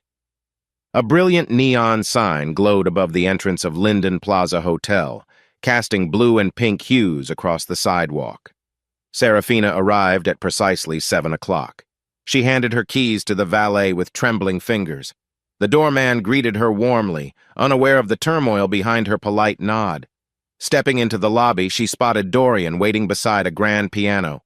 He wore a sleek black suit, his hair neatly combed back, exuding the sort of self-assured charm that had initially lured her in. The moment he saw her, a slow smile spread across his face. "You look stunning," he murmured, offering his arm. She forced a tight smile. "Thanks," she replied, heart pounding. Let's head to the restaurant." Across town, the Winslow house glowed with a more subdued light. Marcus had lit several candles in the living room, their flames dancing on the walls. Soft jazz music floated through the speakers, giving the space a classy, intimate vibe. In the corner, a small vase of lilies gave off a delicate fragrance, blending with the scent of rosemary roast resting on the kitchen counter. On the sofa sat Coraline, poised but with a hint of unease. She'd removed her coat, revealing a slim-fitting navy dress, modest yet undeniably stylish. Marcus offered her a glass of white wine, hands only slightly trembling. "To an interesting evening," he said, raising his glass in a half-hearted toast. Coraline nodded and clinked hers against his. They both sipped, exchanging looks that spoke volumes. She understood more than most about the messy undercurrents fueling this dinner. "Do you want help bringing out the food?" she asked gently, standing up. "No, I've got it," he insisted, heading into the kitchen. He paused at the doorway and glanced back at Coraline, who was studying a framed photo on the mantel, an old vacation picture of Marcus and Serafina at the beach. Her expression softened with empathy. Meanwhile, in the opulent Silver Palm restaurant at Linden Plaza, Serafina slid into a plush chair across from Dorian. The ambiance was upscale, soft lighting, gleaming marble floors, and live piano music drifting from a corner stage. A polished waiter placed 2 menus in front of them and bowed slightly. Dorian reached across the table, touching Serafina's hand. "Relax," he said. "We're here to have a beautiful evening." She mustered a nod, though her throat felt tight. The aroma of grilled steak and freshly baked bread should have been enticing, but her appetite had vanished. Marcus must be with his guest by now, she thought. The idea stung more than she'd anticipated. Dorian leaned forward, his voice low. "I booked a suite upstairs for later. No pressure, but I wanted to ensure we have complete privacy." Her stomach lurched. She forced a small smile. I appreciate that," she managed. The plan was no secret this was the night, yet hearing him say it so casually rattled her. She sipped water, recalling how she used to hold Marcus's hand at candle-lit dinners, their laughter echoing. This was a far cry from that warm, familiar intimacy. Back at the Winslow living room, Marcus placed 2 plates of rosemary roast and glazed vegetables on the coffee table. "I figured something less formal than the dining room," he said, trying to sound casual. "More cozy here." Coraline smiled warmly. "It's perfect," she assured him. As they settled on the sofa, he pressed a button on the stereo, shifting the music to a gentle acoustic guitar tune. They began eating in companionable silence, each bite overshadowed by the awareness that this was no ordinary dinner. At one point, Coraline dabbed her lips with a napkin and spoke softly. "Marcus, I know this is complicated. I want you to know I'm here tonight as a friend, someone who cares about your well-being." He paused, exhaling slowly. "You're more than a friend, Coraline," he admitted, surprising even himself. "You've given me advice, perspective, and honestly, I didn't want to be alone." She set her fork down gently. "I understand," she said, placing a hand over his. "I'm not judging. We all do what we must to cope. But are you sure this is what you want?" He swallowed, recalling the image of Serafina stepping out in that black dress. "I can't just sit here and feel powerless while she—" He trailed off, eyes darkening. "So yeah, I need this, if only to remind myself I have a choice." Coraline nodded, lacing her fingers through his. A quiet tension simmered between them, an unspoken possibility lingering in the background. They resumed eating, exchanging light banter about Caldwell and Drake's chaotic schedules, about how the city's traffic never seemed to improve. But beneath the casual chatter, each recognized the precarious path they were treading. Simultaneously, in the Silver Palm, Dorian poured Serafina a glass of fine red wine, explaining its origin with a refined air. She tried to concentrate, but her gaze kept drifting to the couples around them smiling, seemingly in love. Her phone buzzed once in her purse, though she didn't dare check. Perhaps it was Marcus, or maybe it was just a spam text. Either way, she couldn't face it now. "This place is fantastic," Dorian observed, cutting into his filet mignon. "But you seem distracted. Everything okay?" She forced a quick nod. "Yes, sorry, just nerves." His brow arched. "I get it, a big step." Then his tone softened. "Serafina, I want you to enjoy tonight. No regrets, no second-guessing. Let's live in the moment." She swallowed hard. "Right.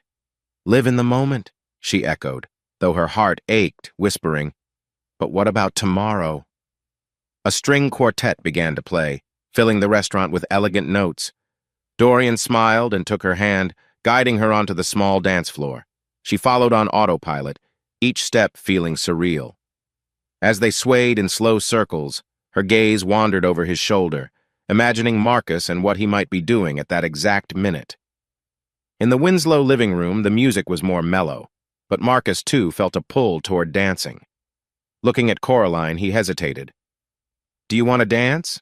She set down her glass. "I'd like that." Rising, they moved to the open space, and he placed his hands on her waist. Their steps were tentative at first, but the gentle guitar instrumental provided a soothing rhythm.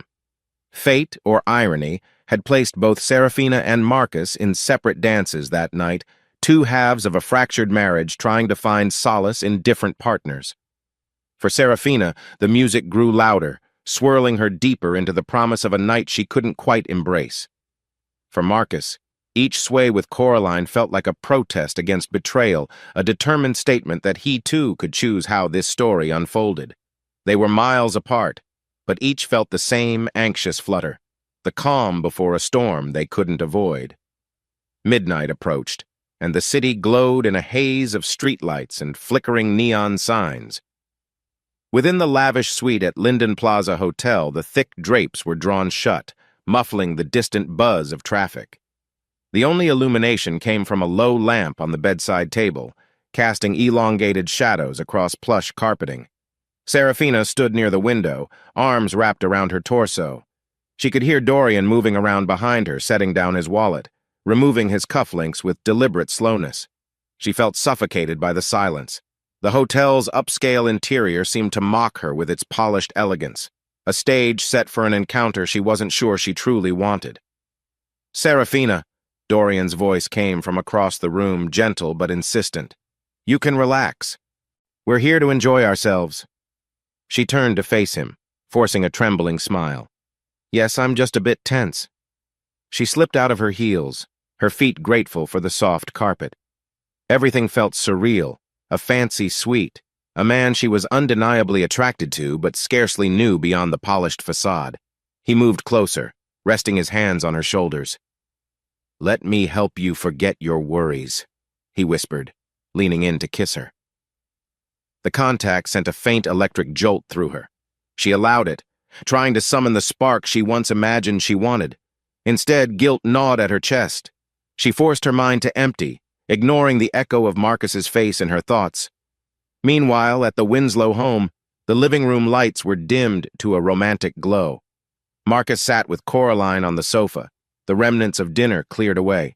Her hair had come loose from its tidy updo, framing her face in soft waves.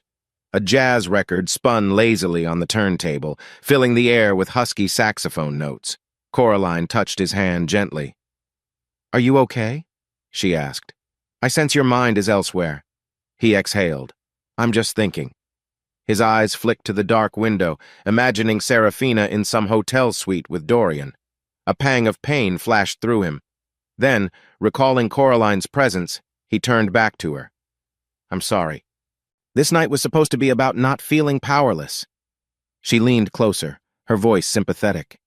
"It can still be about that," she said softly, letting her fingertips trace a delicate line along his wrist. The subtle contact sparked a warmth that he hadn't felt in ages. "But only if you genuinely want it, Marcus." He gazed at her, noting the kindness in her eyes. This wasn't just some game for Coraline. She cared about him, about his well-being. He wasn't sure if it was love or a deep camaraderie, but in that moment, He wanted to lose himself in her empathy, to quell the ache in his chest. Slowly, tentatively, he leaned in and kissed her. The connection surprised him.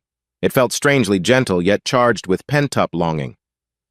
Coraline responded with a tender sigh, resting her hand against his shoulder as if to steady them both. Back in the Linden Plaza suite, Serafina found herself lying on the king-size bed, Dorian's kisses trailing across her collarbone. The overhead light was off, but her eyes had adjusted enough to see the tension in his posture. She closed her eyes, trying to evoke desire, but only hazy images surfaced her wedding day with Marcus, the random domestic laughter they shared over the years. A wave of sadness crashed over her. Dorian noticed her hesitation. "Is something wrong?" he asked quietly, pausing his touch. She mustered a faint smile.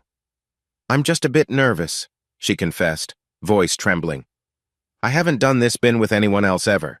His expression softened, though a sliver of impatience lurked beneath.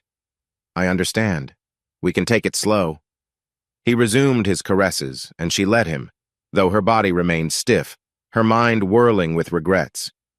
Meanwhile, in the Winslow living room, Marcus was lost in a different sort of embrace. He and Coraline shared lingering kisses that felt more heated by the second. He pulled back, heart pounding. "Should we go upstairs?" he asked, voice hoarse with conflicting emotions. Coraline studied him for a moment. "Marcus," she said gently, "I don't want you to do anything you'll regret. Are you sure?" He closed his eyes, raw hurt fueling his response. "She's with him right now," he whispered. "I can't just sit here, alone, broken. I need to feel something." Coraline pressed her forehead to his, understanding shimmering in her gaze. "All right," she murmured. Taking his hand, she rose, leading him down the hall toward the dimly lit bedroom.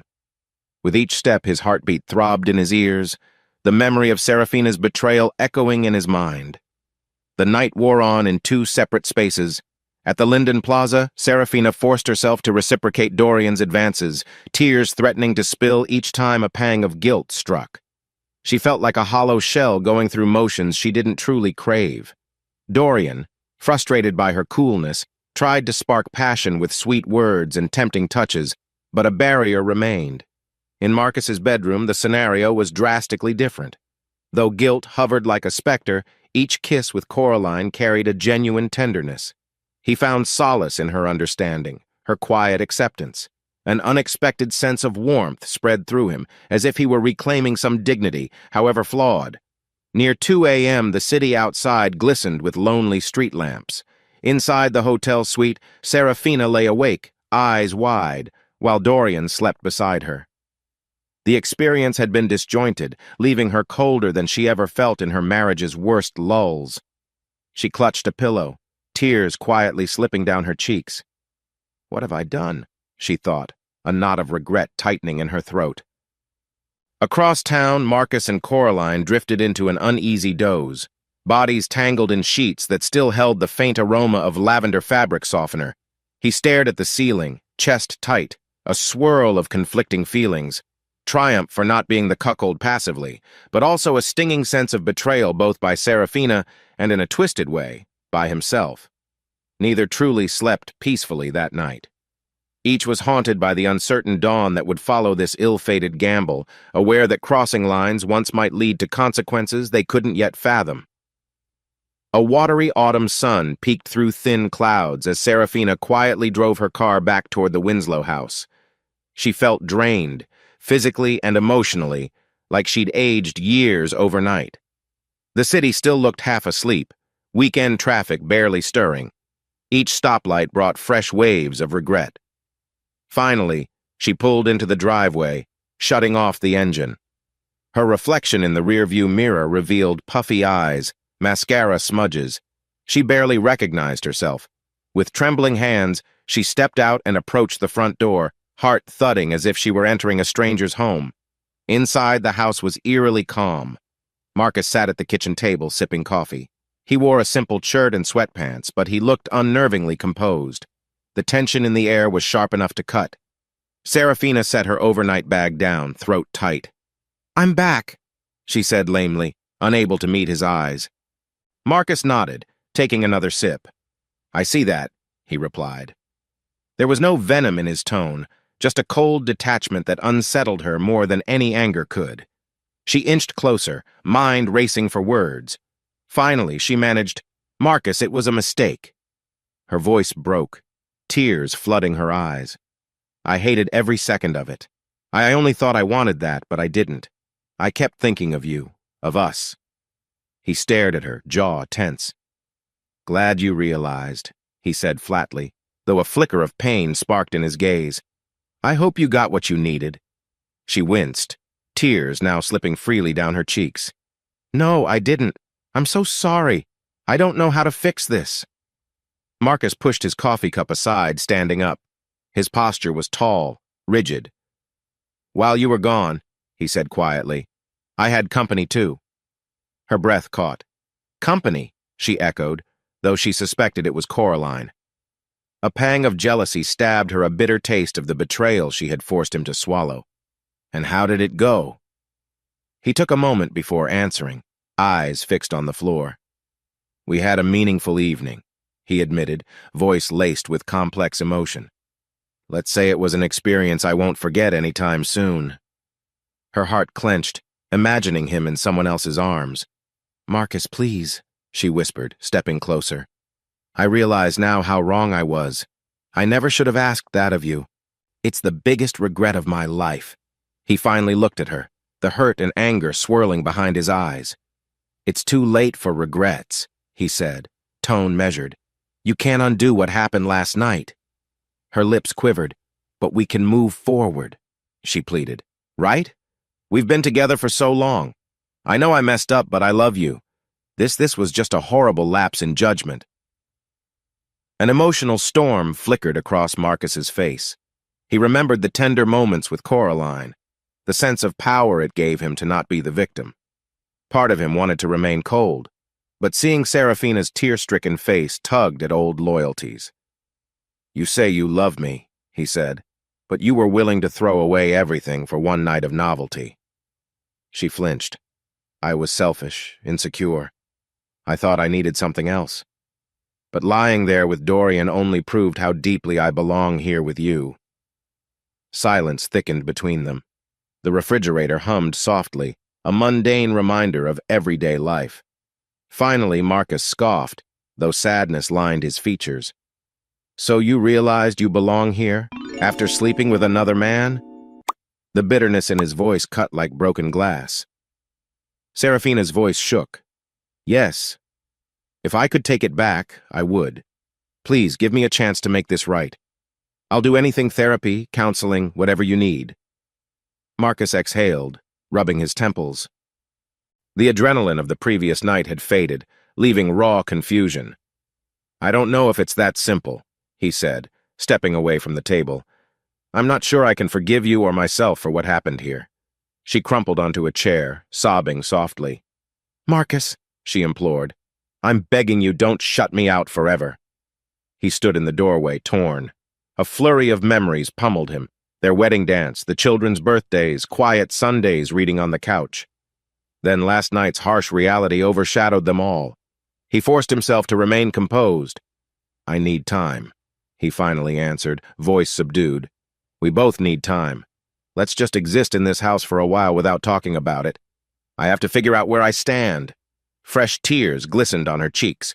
She nodded, seeing no other choice. The physical space between them felt like an unbridgeable canyon. Without another word, Marcus walked upstairs, leaving Serafina alone with the echo of her regrets. Through the kitchen window, the pale morning sun rose higher, lighting the neat suburban street. Yet inside these walls, gloom clung to every corner. They had both found fleeting escapes from their marital turmoil, only to discover the consequences were far more brutal than they'd ever imagined. At that moment, neither knew if their marriage could withstand the cracks they'd carved into it. But the aftermath was only beginning. Both had to live with the choices made that fateful night, and the question of whether anything could ever be the same again. The morning light had a brittle quality, as though it might shatter with the smallest sound. In the Winslow kitchen, Marcus and Serafina faced each other across the table, a half-finished plate of toast and eggs sitting between them like a silent referee. The tension felt as thick as congealed syrup, each passing second amplifying the awkwardness. Serafina lowered her mug, trying to steady her trembling hand. I know last night's talk went nowhere, but can we at least— Marcus cut her off, his voice cold. I'm done tiptoeing around this, Serafina. He glanced at the clock, then back at her. We've reached a point where I can't trust you, not after what you did with Dorian. She swallowed, shame burning in her cheeks. Marcus, I've apologized 1,000 times. I wish I could erase it all. You have every right to be angry. He exhaled sharply. Angry doesn't even cover it, he said, pushing his plate aside. The scraping noise against the tabletop made Serafina flinch. But there's something else. Her stomach dropped. What do you mean? Leaning forward, Marcus laced his fingers together, knuckles white. I've decided I'm going to start dating, he said curtly. Once a month, whenever I choose, for an entire year. Serafina's mouth fell open. What? Marcus, that's insane. We need to fix our marriage, not tear it apart even more. He let out a mirthless laugh. Funny. That's exactly how I felt when you said you needed a night with Dorian. Did you care then that it might destroy us? He stood abruptly, the chair legs screeching. This is the deal. I'll date who I want, when I want. At the end of 1 year, if I still can't move past this betrayal, we're done. If by some miracle I can, we'll see. Tears welled in her eyes. Marcus, you can't be serious. A whole year? He shrugged, crossing his arms. You had your fling, Serafina. Now it's my turn to explore. Maybe I'll find out there's someone better out there for me. Or maybe I'll realize you're worth forgiving. He lifted a brow. Your choice to stay in this marriage or to leave, but those are my terms.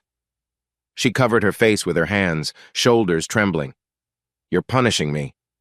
It's worse than I imagined. Punishment? Maybe, he admitted. But I won't be a victim here. You said it yourself. You wanted to see what was out there. I'm doing the same. He grabbed his keys from the counter. I have to get to the office. Without another glance, he strode out, leaving Serafina slumped over the table, tears dripping onto the cold eggs. Outside, the late autumn sunshine gleamed on Marcus's car, belying the storm raging in his chest. He felt a pang of guilt seeing her in tears, but the surge of resentment remained. The memory of her stepping into Dorian's arms still haunted him. If she wants me, she can prove it over time, he thought, gripping the steering wheel. But I'm done bending over backward. Dorian Ashford pulled open the tall glass door of Morningside and Fellows, the high-profile law firm that had loaned him out to Caldwell, Drake, and Healy. He had been summoned back to New York for an urgent review. Normally, he would stride in with confidence, but something about the formal tone of the email made him uneasy. The reception area buzzed with important-looking associates clutching folders and coffee. A tall woman at the front desk glanced at him. Mr. Ashford? Yes? You can go straight through. They're waiting in conference room B. Thanks, Dorian replied, forcing a casual nod. He tried to smooth his immaculate suit jacket, but his palms felt damp. Waiting for me? He couldn't recall the last time they'd called him in so abruptly. Stepping into the conference room, he found two partners seated at a long table, Maxwell Gray and Fiona Bates, both regarding him with stony expressions. A single envelope lay on the table, marked with the firm's seal. Dorian, Maxwell said, dispensing with pleasantries. We've received correspondence from Caldwell, Drake, and Healy about your recent conduct. Care to explain? Dorian's chest constricted. Correspondence? Regarding the case, I assume? Fiona Bates tapped the envelope. Not exactly. It's an official complaint about an, shall we say, inappropriate liaison that risked entangling our firm in a potential harassment or ethics dispute. According to them, you engaged in behavior that jeopardized not only their reputation but ours.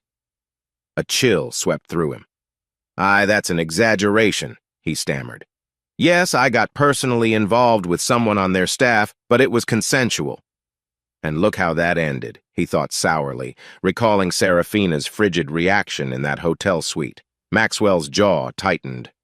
Consensual or not, you put us at risk. We have a strict code about fraternization within partner firms, especially if it might lead to legal blowback. He shoved the envelope forward. There's an official warning in here.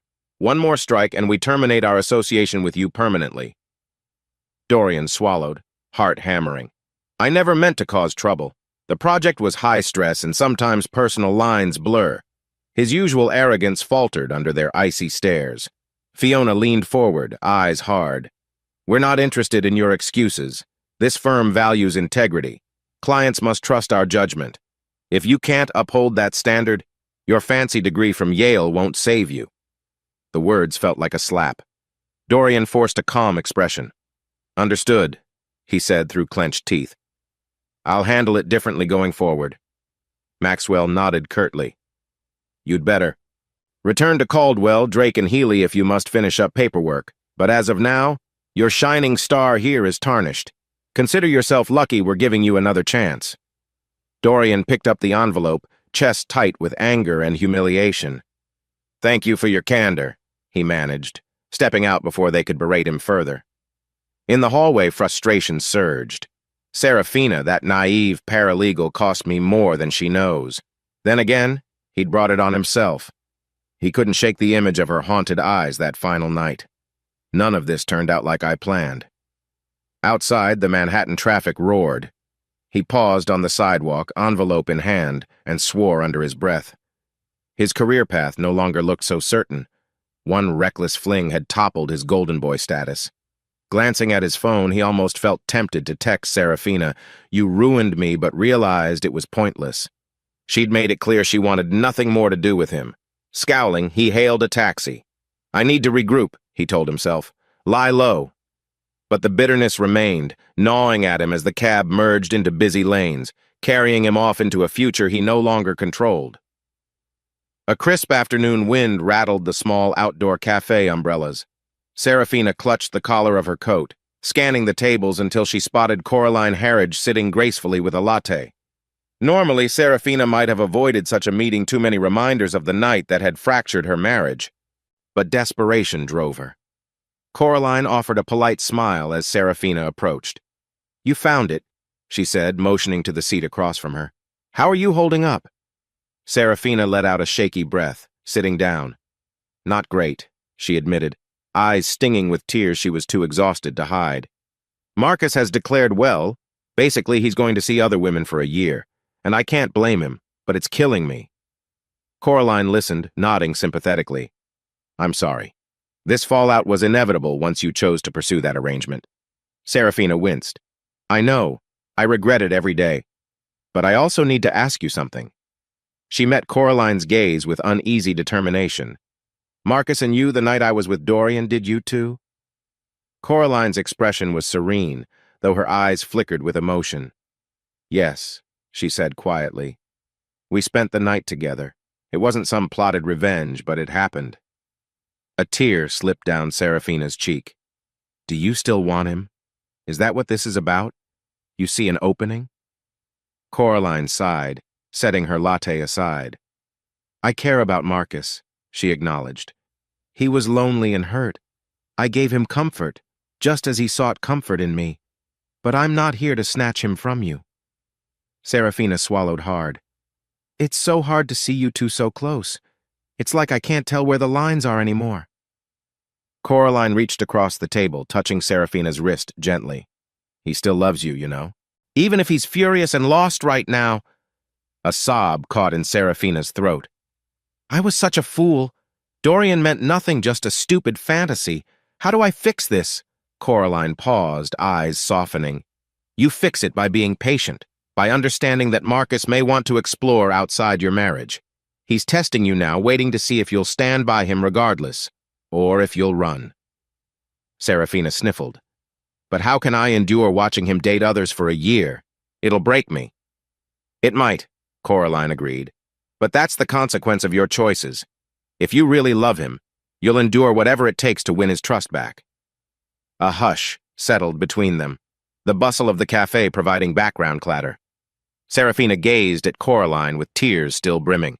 Marcus said the same thing, that it's my choice to stay or leave. Exactly, Coraline said softly. I'm stepping back. I won't interfere. And if Marcus needs me as a friend, I'll be there, but not to sabotage what's left of your marriage.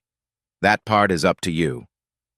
Serafina bowed her head, relief mingling with the persistent ache in her chest.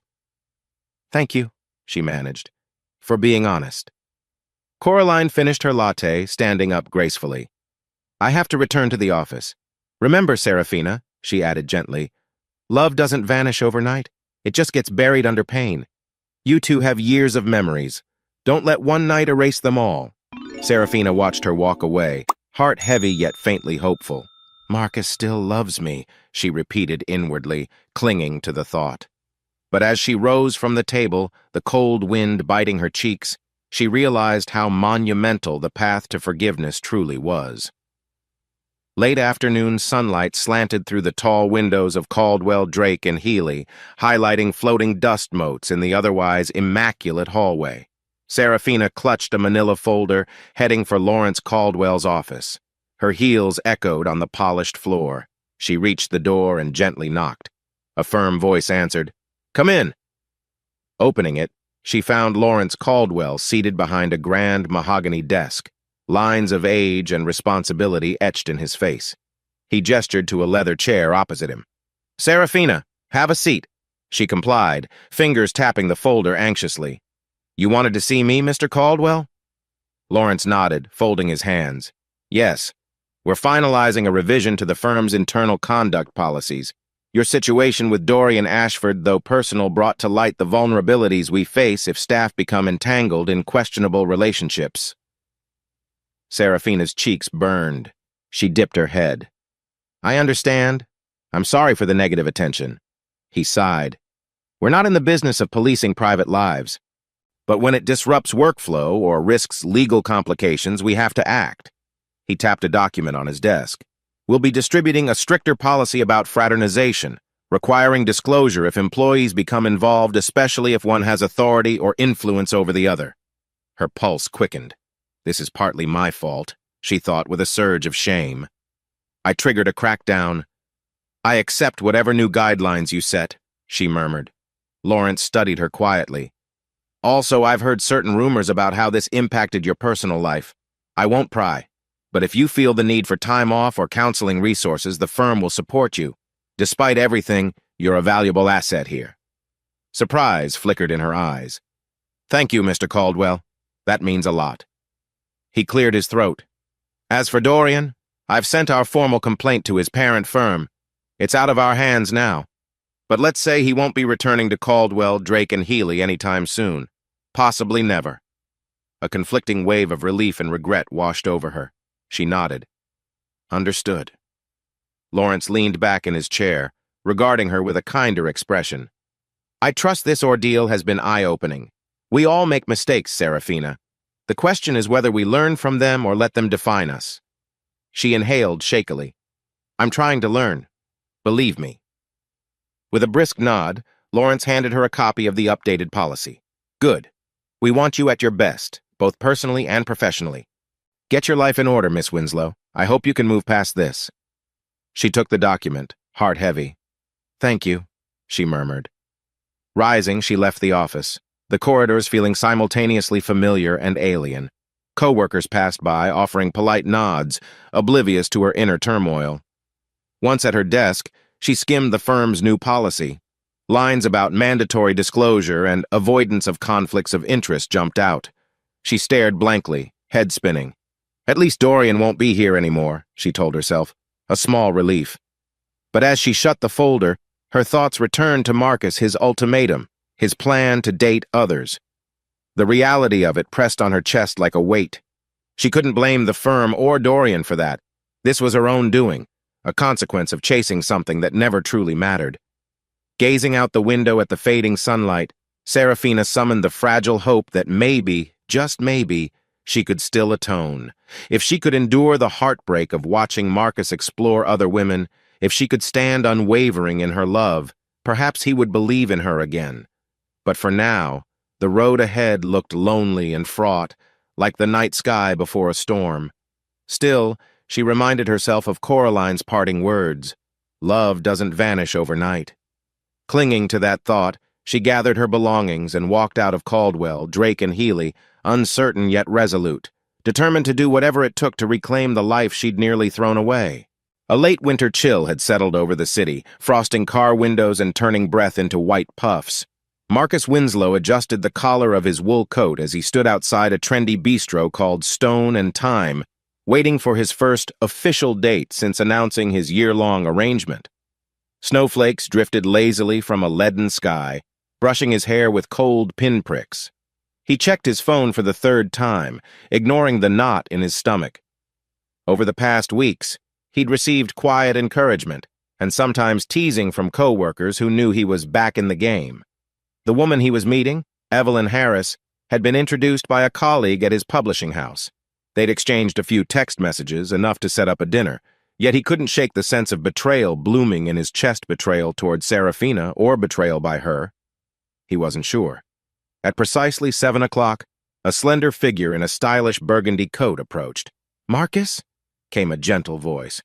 Evelyn, a woman in her early 40s with warm brown eyes, offered a polite smile. "I hope I'm not late." He pasted on his best courteous grin. "Right on time," he said, opening the door to let her step inside the bistro's warmth. Stone and Time had a cozy interior, exposed brick walls, filament bulbs casting a dim golden light, and rosemary plants on each table giving the air a faint, woodsy aroma. Marcus guided Evelyn to their reserved corner booth, each of them shrugging out of coats. Soft jazz drifted from overhead speakers. A waitress came by, setting down water glasses. Marcus cleared his throat. "So, how was your day?" Evelyn laughed softly. "Busy. I work in PR, so it's always a whirlwind managing social media, events, press releases. And you? I hear you're in publishing?" He nodded. "Yeah, I oversee acquisitions and author relations. It can be rewarding and chaotic." He offered a polite chuckle, but inwardly he was somewhere else wondering if Serafina was at home, pacing in the living room, feeling the same swirl of anxiety he used to feel when she stayed late with Dorian.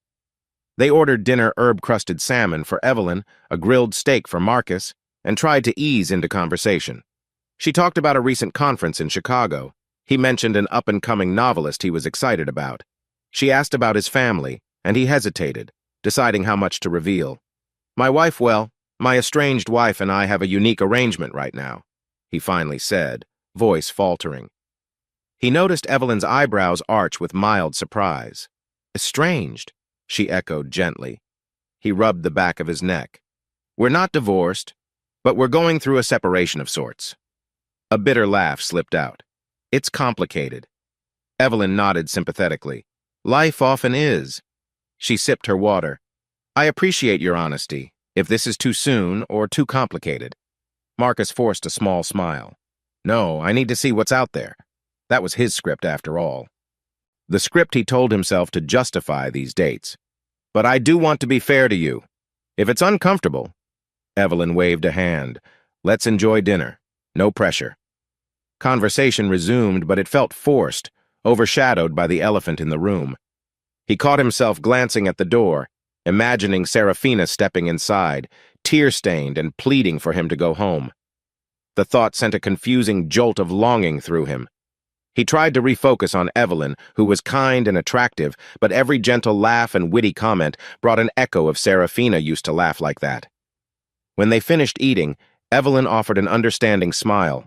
"Marcus, you seem nice, but I sense you're not fully present tonight." He swallowed, a wave of guilt surging. "I'm sorry," he murmured. "You deserve better than half my attention." She exhaled softly. "I get it. Let's call it a friendly dinner. No expectations. If someday you feel more ready, I'd be open to meeting again." He thanked her, relief and shame mingling in his chest. After paying the bill, they stepped out to find snow had picked up, a light sheet dusting the sidewalks. They said polite goodbyes under a street lamp. Evelyn gave him a quick, almost sisterly hug, then disappeared into the swirl of white flakes, hailing a taxi. Marcus stood a moment, hands buried in coat pockets, heart heavy. He'd dreaded the date and now felt strangely empty it hadn't worked out. As he trudged to his car, he realized something. He couldn't stop thinking about Serafina. Even after the betrayal, the arguments, the pain part of him still burned for her. Whether that was hate or love, he couldn't fully decipher. Staring out the windshield, he let the heater warm him. This is only the first month of my so-called dating freedom, he reminded himself. Another 11 months loomed, a yawning chasm of potential heartbreak for both of them. With a shaky breath, he turned on the engine and drove home, feeling no closer to resolution than before. Late the following week, Marcus found himself in a minimalist lobby with slate-gray walls, each step echoing on polished concrete floors. He was here to consult a divorce attorney, a dreaded possibility gnawing at the back of his mind for months. Inside, Miriam Whitaker, a poised, sharp-eyed lawyer, gestured for him to sit at a glass-topped conference table. "Welcome, Mr. Winslow," she said, her tone brisk but not unkind. "What brings you here today?" Marcus inhaled, the metallic tang of anxiety on his tongue. "I'm considering, or at least preparing for the option of divorce," he said softly. He explained the situation in careful terms, the betrayal, the arrangement, the year-long timeline. Through it all, Miriam jotted down notes. When he finished, she folded her hands. "I see. This is complex. You've been married 24 years, correct? Any children still dependent on you?" He shook his head. "We have 2. Both grown and out of the house." Miriam nodded. "That simplifies some aspects, no child custody disputes. But let's address property and assets. You mentioned a house, retirement accounts, and your shares in the publishing company's profit plan. Serafina has her income from Caldwell, Drake, and Healy. You also might face spousal support considerations if there's a significant difference in earnings."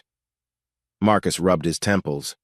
"She's made good money for years, but I do earn more. We own the house together, though we've nearly paid it off. I never thought we'd be at this point." A sympathetic gleam crossed Miriam's face. "No one ever does," she said. "I'll outline potential scenarios. A negotiated settlement is usually best division of assets, possibly a buyout for the house if one partner wants to keep it. And we'll consider spousal support duration. Are you emotionally prepared for this step if it comes to it?" His throat felt tight. "I'm not sure," he admitted. "I just need to know my options." Miriam handed him a folder with an overview of standard divorce proceedings, legal fees, potential timelines. Marcus flipped through the pages, each line draining a bit more life from him. "How expensive can it get?" She pursed her lips. "If contested, tens of thousands. If amicable, less. But emotional cost is high either way." Marcus clenched his jaw. "Yeah, makes sense." He half-listened as Miriam explained mediation, arbitration, possible court appearances if they couldn't agree. Her calm, professional tone contrasted sharply with the turmoil in his heart. He pictured Serafina's face, tearful and contrite, urging him to forgive. Then he recalled her stepping out to meet Dorian. The conflicting images roiled inside him like a storm. When the consultation ended, Miriam offered a handshake. "You don't have to decide now," she said. "Use the information. If you choose to proceed, call me." Marcus thanked her and left, the folder tucked under his arm. Outside, the winter wind stung his cheeks. He looked up at the bleak sky, wondering if he could truly sever the bond that had tethered him to Serafina for half his life. She betrayed me, but do I want to destroy everything we built? He trudged to his car, the muffled hush of snow-laden streets making his footsteps sound oddly loud. He couldn't ignore that even the thought of finalizing divorce felt like cutting off a limb. Yet the pain of staying in limbo, braced for more heartbreak, was equally unbearable.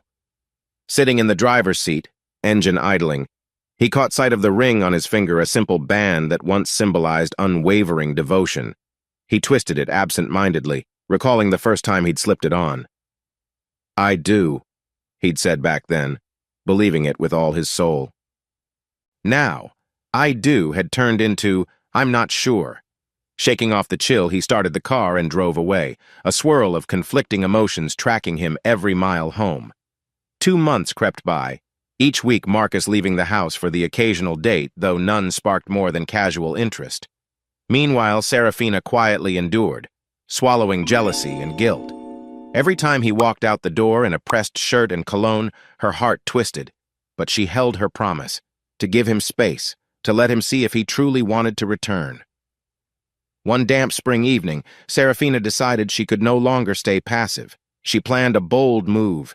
She spent her lunch break dashing to the grocery store, selecting ingredients for a lavish meal. By the time she clocked out from Caldwell, Drake, and Healy, her trunk was loaded with fresh produce, fine wine, and a bouquet of white roses. At home, she changed into a simple but elegant black dress, pinned her hair up, and started cooking. Coq au vin, roasted vegetables, homemade bread. The aroma soon filled the house with the cozy warmth of simmering wine and herbs. She set the table with candles and placed a single rose at each setting. Soft, classical music played on the stereo, reminiscent of the early days of their marriage when they'd cook together and dance in the kitchen. As the clock neared 7 p.m., she anxiously checked her phone. Marcus should be home soon. Sure enough, moments later, the front door clicked open. She froze by the kitchen island, heart pounding. Marcus stepped in, wearing a weary expression and carrying a briefcase. He paused, eyes flicking from the candle-lit table to the carefully laid plates. "What's all this?" he asked, voice guarded. She wiped her hands on a napkin, forcing a calm smile. "I wanted to cook you dinner, a real dinner like we used to." He set down his briefcase, jaw taut. "Why?" She breathed in, mustering her courage. "Because I'm done waiting for a miracle. I need to show you I'm serious about fixing us, about being here for you no matter what." He surveyed the flickering candles, the wine bottle on the table. "Smells nice," he conceded softly. "Coq au vin," she said, her tone tinged with nervous hope. "Remember that French bistro we went to on our 10th anniversary? I tried to replicate that recipe." He swallowed, recalling that night how they'd clinked glasses and laughed over silly inside jokes. "That was a good night," he murmured, setting his jacket on the chair. She gestured to the dinner. "Come eat, please." They sat across from each other, the candles casting gentle shadows on the walls. He tasted the dish, nodding at the savory flavor. She watched him anxiously, biting her lip. After a few quiet bites, she gathered her resolve. "Marcus," she began, voice tremulous, "I know I can't erase the past, but I want you to see the woman you fell in love with. I'm still here fighting to be worthy of you." He set down his fork, meeting her gaze. In the candlelight, she noticed the lines of weariness around his eyes. "And what about this arrangement?" he asked. "I'm still free to date, in case you forgot." A pang of hurt flickered in her chest, but she kept her voice steady. "I know, and I accept it for now. Even if it rips me apart, I won't abandon you the way I abandoned our marriage before." Tears glimmered. "I'm here no matter how many dates you go on." A heavy silence stretched. Eventually, he reached for the wine and poured them each a glass. They clinked in a wordless toast. She sipped, heart hammering. Finally, he spoke. "This is really good," he said, gesturing to the food. "I remember you made something similar on our 5th anniversary, but it turned out burnt." A faint, nostalgic smile crept across his face. She let out a watery laugh, relief mingling with an ache of remorse. "I've improved," she said softly. They finished dinner in a gentler hush, the tension easing a fraction. Afterward, she stood to clear the plates, but he placed a hand on her arm. "I'll help," he offered. In the kitchen, they stacked dishes side by side, not quite touching but close enough that the warmth of him felt like a spark of hope. Once done, they found themselves lingering near the sink, candlelight still dancing in the living room. She looked up at him, tears forming again. "Marcus, I know you need more time. I only ask that you keep an open mind, don't shut me out." Her voice wavered. "I promise I won't hurt you again." He exhaled, struggling with a vortex of memories both painful and precious. "I can't promise anything yet," he said, voice thick, "but thank you for tonight." They stood there in fragile closeness, a hush so profound that the soft, classical music on the stereo felt distant. She wished he'd kiss her or hold her, but he only gave her a gentle nod. Then he retreated upstairs, leaving her alone with the warm glow of the candles. Despite the uncertainty, Serafina felt a flicker of renewed optimism. "He's letting me in, a little." It was enough to keep her going through whatever heartbreak remained on this path to redemption. 1 year. 365 days since that awful morning Serafina had admitted to sleeping with Dorian. The calendar marked the completion of Marcus's ultimatum, a time frame that felt both endless and fleeting. The winter chill had long passed, replaced by the gentle warmth of late summer evenings. In the Winslow living room, the late afternoon sunlight glowed through sheer curtains, bathing everything in a mellow hue. Marcus sat on the sofa, gazing at the ring on his finger. Despite months of separation, he'd never removed it permanently. He twisted it now, recalling every twist and turn of the past year. The failed dates that left him emptier than before, the cautious, persistent love Serafina showed as she clung to hope. Upstairs, Serafina paced the hallway, heart pounding. She knew what day it was. A quiet panic lodged in her chest. Would he choose to finalize a divorce, or would they move forward together? She wiped her damp palms on her skirt, steeled herself, and descended the staircase. She found him in the living room, lost in thought. The old mantel clock chimed, a hollow echo marking the hour. He turned at the sound of her footsteps, eyes meeting hers with an indecipherable flicker. Without breaking his gaze, she moved closer. "Marcus," she whispered, a tremor in her voice. "You said a year. Today's the day." He nodded solemnly. "It is." She perched on the armchair opposite him, pulse thrumming. "Have you decided?" He exhaled, setting the ringed hand on his knee. "I've been thinking about the time we wasted. The nights I forced myself to date strangers trying to prove some point. The nights you cooked dinner, waited up, prayed I'd change my mind." A soft sigh escaped his lips. "I realized something. No one I met compared to the woman I've loved for half my life." Her chest tightened, tears threatening. "Marcus." He cut her off gently. "Let me finish." He paused, collecting his thoughts. "I won't pretend the betrayal didn't scar me. But I've watched you fight for us every day since then. You stood by, endured seeing me walk out that door, yet you never gave up." She swallowed, tears sliding down her cheeks. He unclasped his ring, holding it in his palm. "I still remember the day we exchanged rings. It felt like a forever promise." His voice hitched. "I almost threw this away so many times, but I couldn't." She leaned forward, hands trembling. "Does that mean—" He took her hand, slipping the ring back onto his finger. "I'm done with the year of dating," he said, voice thick with emotion. "I choose us, Serafina. I choose to believe you've changed, to believe in the years we built together." A sob broke from her lips, a mix of relief and overwhelming gratitude. She moved to him, arms wrapping around his shoulders. He clung to her as if drowning, both of them shaking with pent-up sorrow and fragile hope. After a moment, he pulled back, wiping her tears. "It won't be perfect," he cautioned.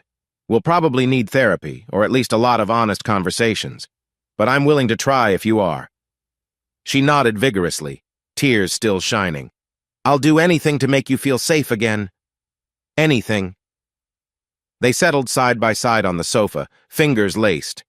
Outside, the sun dipped lower, turning the sky a soft pink. The old living room lamp cast a golden glow, the same glow that had witnessed their confessions, arguments, heartbreak. A hush enveloped them. She finally asked, "What now?" He kissed her knuckles, the gesture tentative yet filled with warmth. "We rebuild," he whispered, "one day at a time." In that simple phrase lay the essence of their new beginning. They had traversed a valley of betrayal and resentment, tested every bond of trust. And yet, here they were holding hands, choosing to let love guide them home again. Epilogue or not, life was no fairy tale. The scars wouldn't vanish, the path to full forgiveness would be long. But in that quiet living room with the sun setting behind them, they found a fragile peace. It was enough. For now, it was everything.